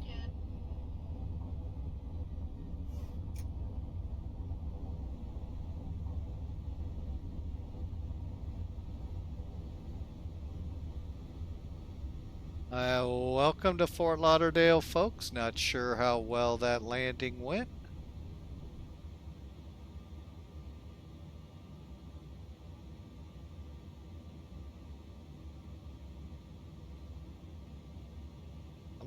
Come on out of it.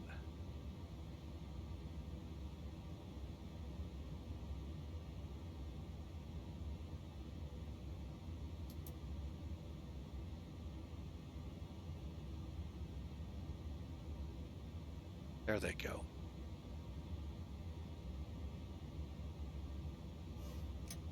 All right, well, that kind of was not my intention of stopping on the runway, especially at J7. Wow. The auto brakes work a lot better than than what I planned. Holy mackerel.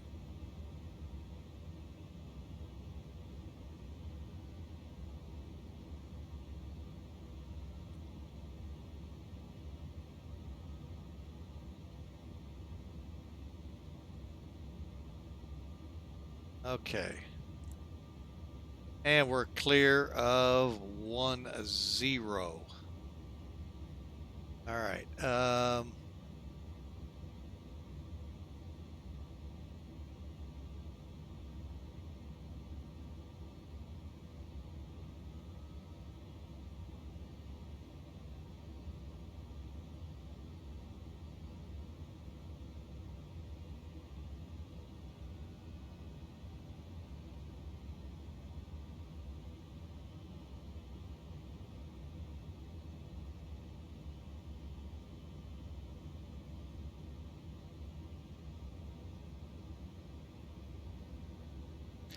All right, landing lights off.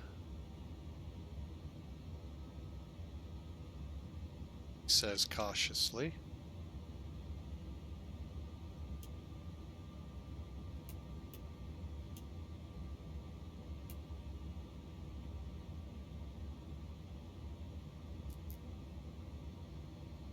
Okay, APU firing. Oh, do we not have a way in down here?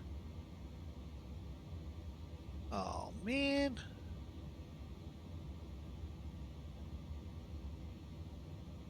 Oh, good thing is we're not on VATSIM.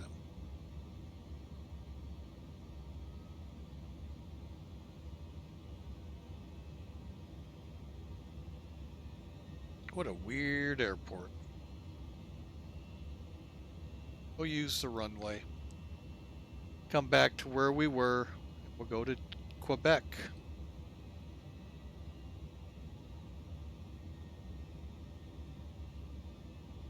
Why would you make this your landing runway? That is weird. Anyway, that's not what I do, but it's not about moi.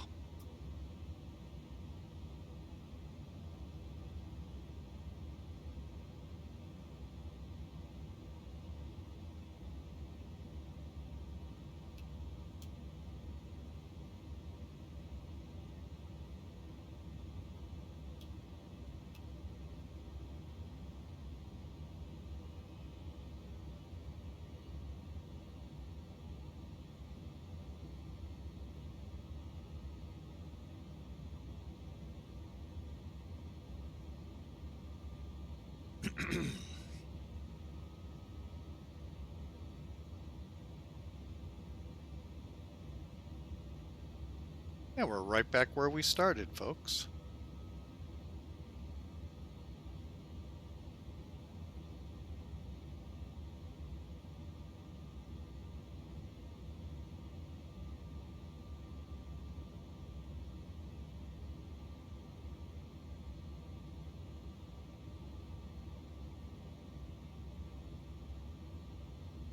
Okay. Okay, so the APU's available, engines cool. I don't know what that means. No smoking, window heats. We can turn anti-ice off.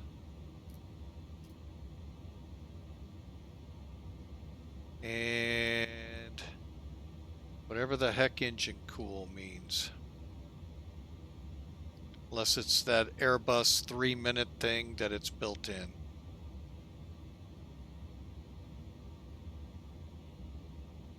But folks, welcome to Fort Lauderdale. We'll get the numbers here in a minute.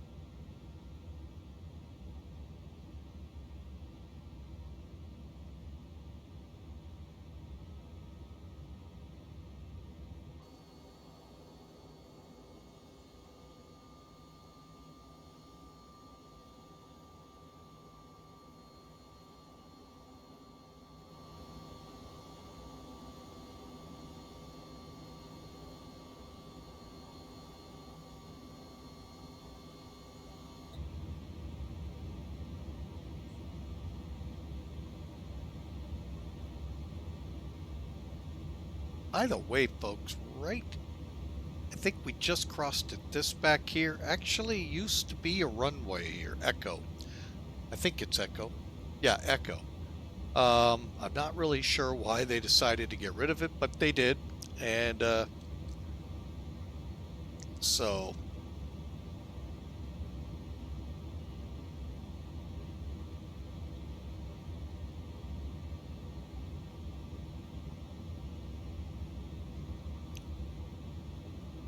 all right, so we'll cross over at Quebec. I think we're aiming right over here, but maybe further down. We'll see as we get closer here.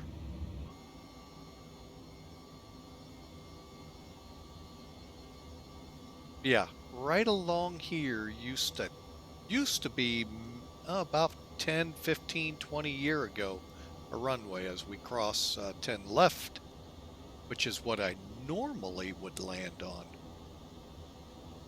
Would help to bring the flaps up.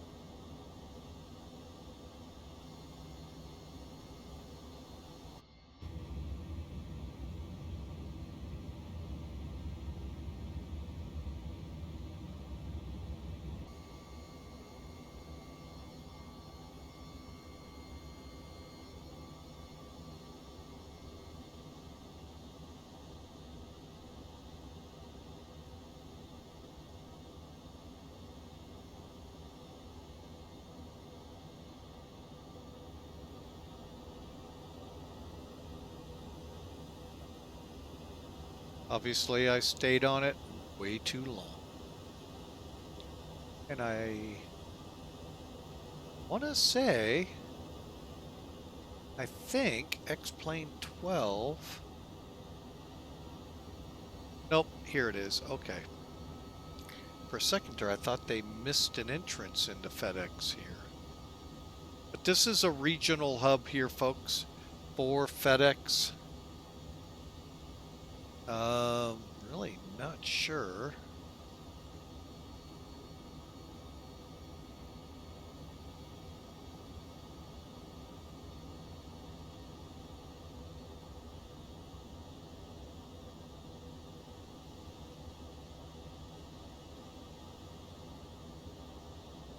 If FedEx would actually enter or exit here. Kinda looks like they might, but asphalt in these kind of airplanes, unless it's really thick.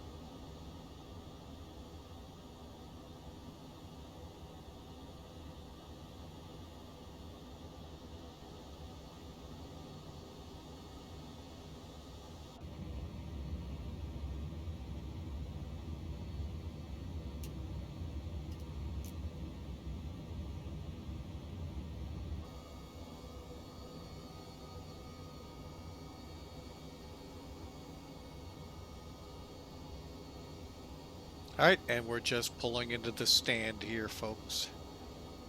Really curious if that engine cooling is what we think.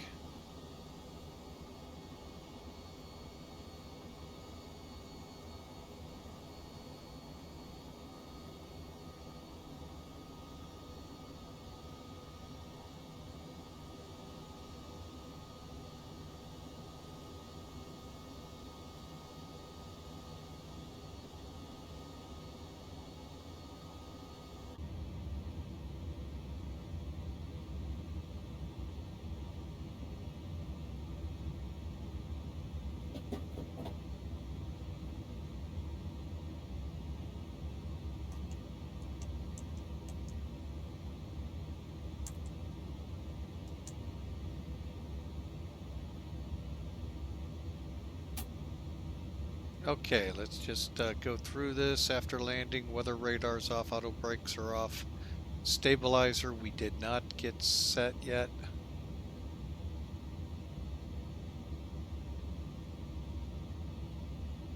Needs to go to 3 units. Exterior lights are off. Anti-ice is off. APU is on.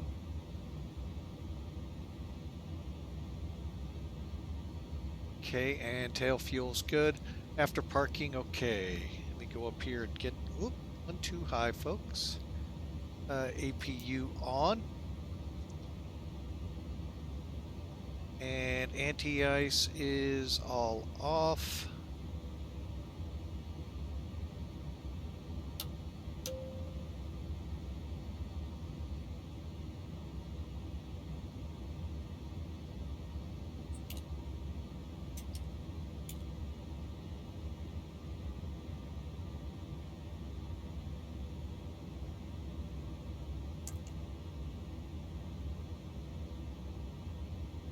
All right, they are spooling down. So transponder, put you all the way up to standby.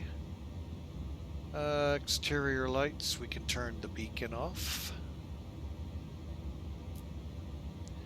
And doors now may be opened. IRS to the off position. All right, and there we go, folks. Another flight in the MD-11, although a little, really a lot shaky. Overall, not too bad.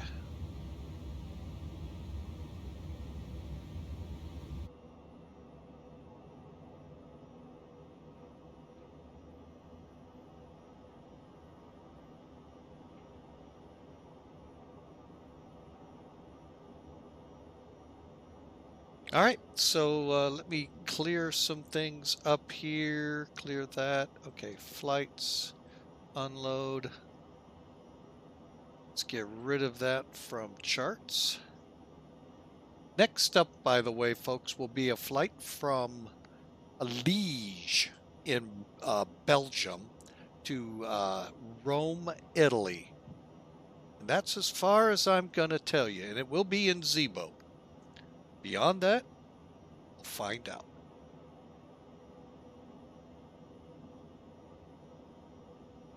Okay, and let me do something here with some toolkit. Ooh, nice. All right. Yeah, let me do the same thing here. So we unload, edit, and delete. Okay.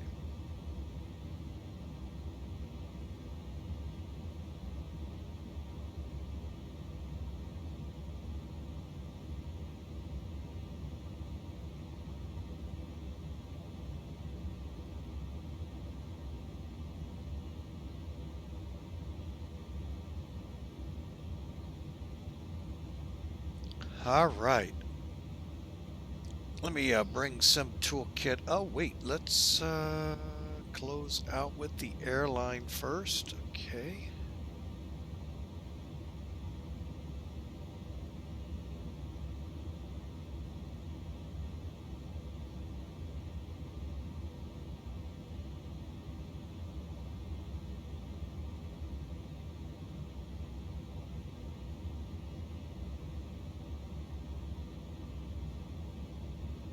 All right, nice numbers all around.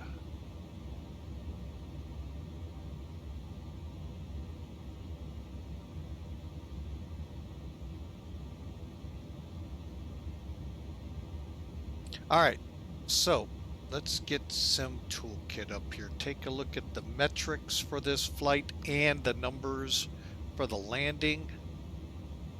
208. 223. Now the airline recorded us right around 400. I don't know what they record off of. So It's always kind of neat to see which programs record what.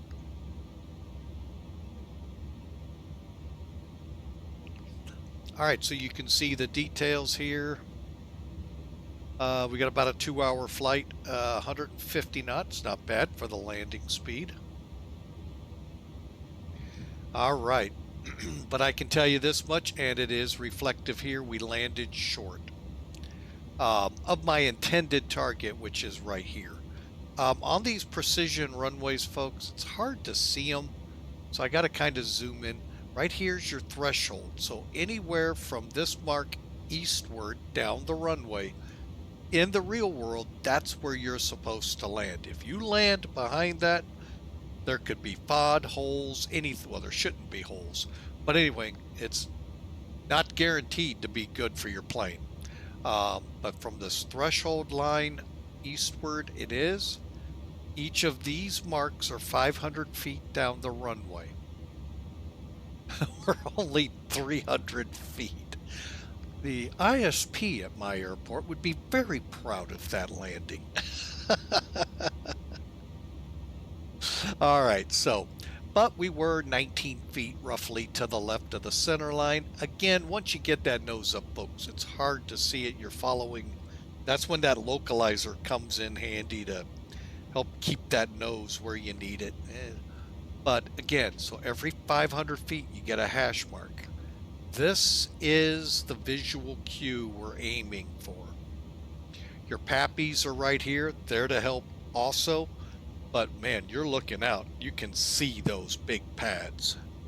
And that's where we aim. But you notice most landing marks are past it.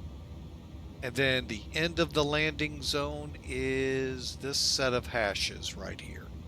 Okay, now if you start seeing those at the other end, might want to think about slamming on, no, grabbing some brakes. Don't slam. But anyway, we ended up right here. Now, really, in real world, we should have been down about here, coming off either at this high speed or these three to get off. But we weren't. We got to here, midfield, and this is the way we taxied. That's because I thought there was a way into the ramp up here. I misread the chart. Like I said, weird. So there's Quebec all the way over, and here's the FedEx ramp. Technically, yes, we can use it, but you know, when they stick a little Tonka jet right here, what do you got? You got to go the other way. Just kidding. I know a lot of you out there like the GA. All right, so let's see if we can see this again. Getting rid of Sim Toolkit.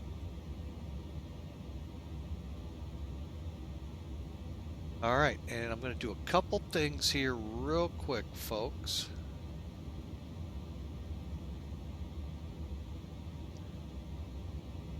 Thought I clicked it. There we go. There it goes. All right. So what I'm going to try and do here, folks, I don't know if we were successful last flight or not.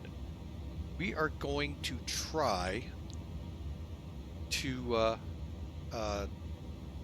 replay the landing in a few views and then wrap up for today, folks. 4 hours. I think you've all had enough of me and enough of the Twitch OBS battle that seems to happen. All right, so we are not, make sure one more time, offline, so we have to request, close, good. All right, here we go, folks. I want to say a little prayer.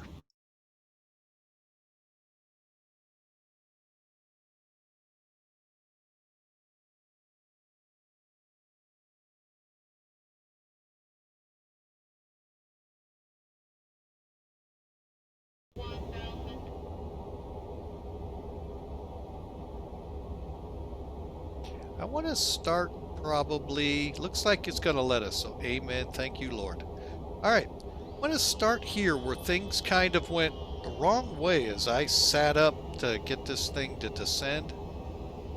Let's kind of watch maybe what might have happened in here.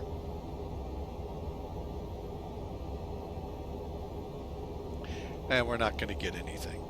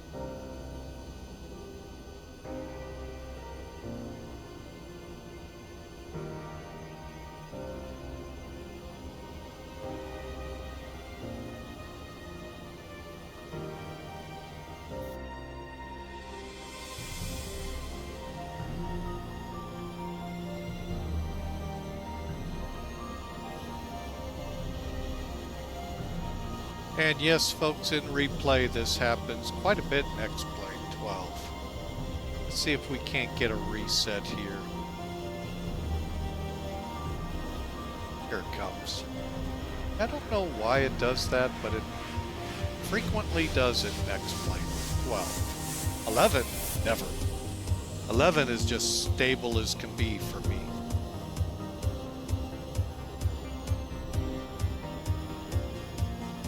Tell here we are gonna be short. Let's just kind of watch.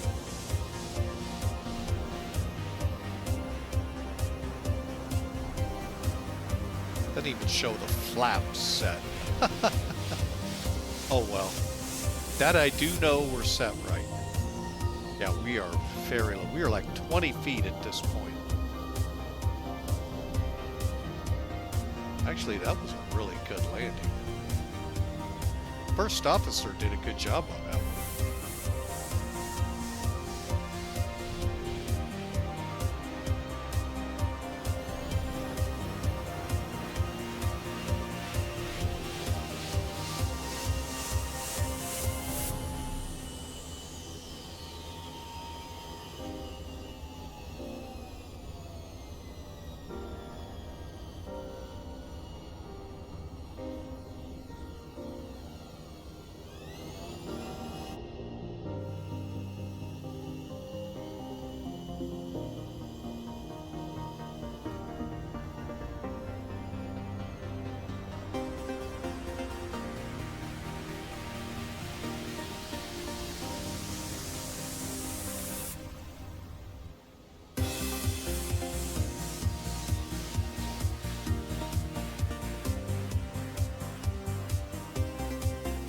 Oh yeah, looks like we're gonna take out light stands.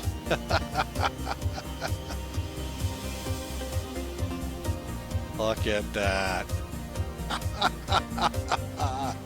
That we almost, I gotta do that again. Sorry, folks.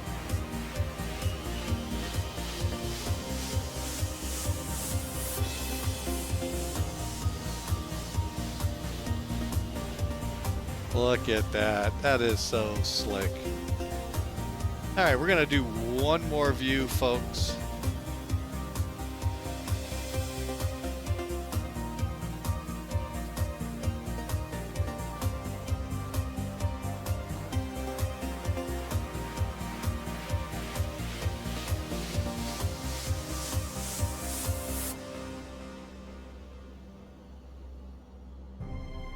Wow, great landing, great landing. You know, I gotta almost...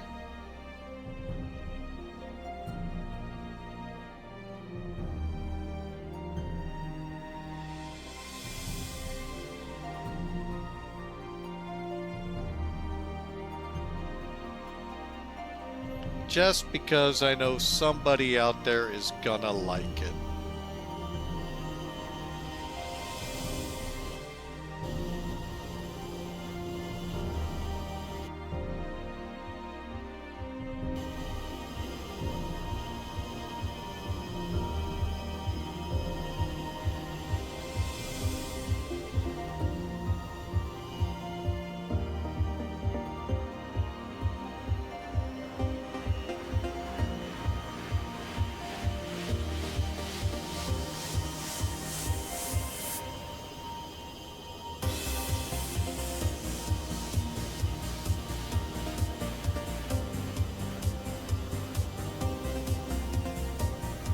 All right, just because I know somebody will love that. All right, folks. Well, I want to say thank you again for being a part of Flying with Mike. It's a privilege, and one that I really do take seriously every time we get into cockpit. Want to thank Auto Break not only for following the stream, but his subscription with Prime a couple hours ago. Thank you so much, sir. We appreciate that. Antonio Cano, welcome in. 99, welcome in with a follow. And again, to Old Fly Guy 70, who followed us yesterday and gave me some really good tips on how to update. If you guys need to update to version 5, go to your installer, wherever it is, double click it, and click updates when it asks. All right, well, thank you for flying with Mike. God bless you all. We'll see you Friday.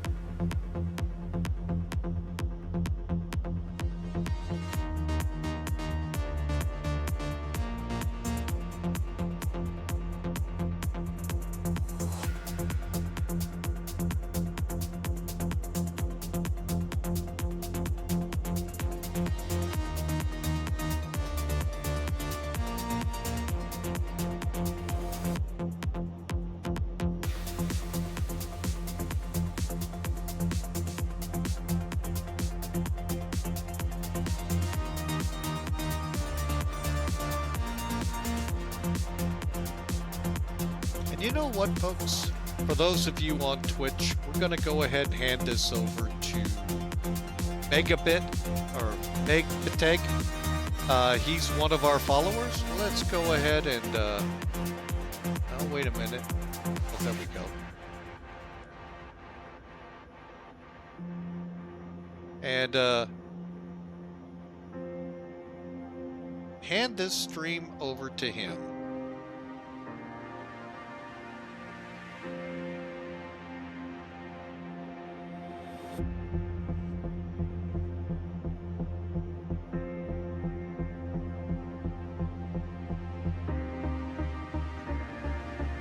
Maybe.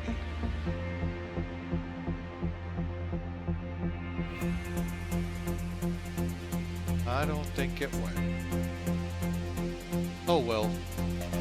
No, maybe it did. Alright folks, well, I hope you all have a great night. God bless. We'll see you Friday.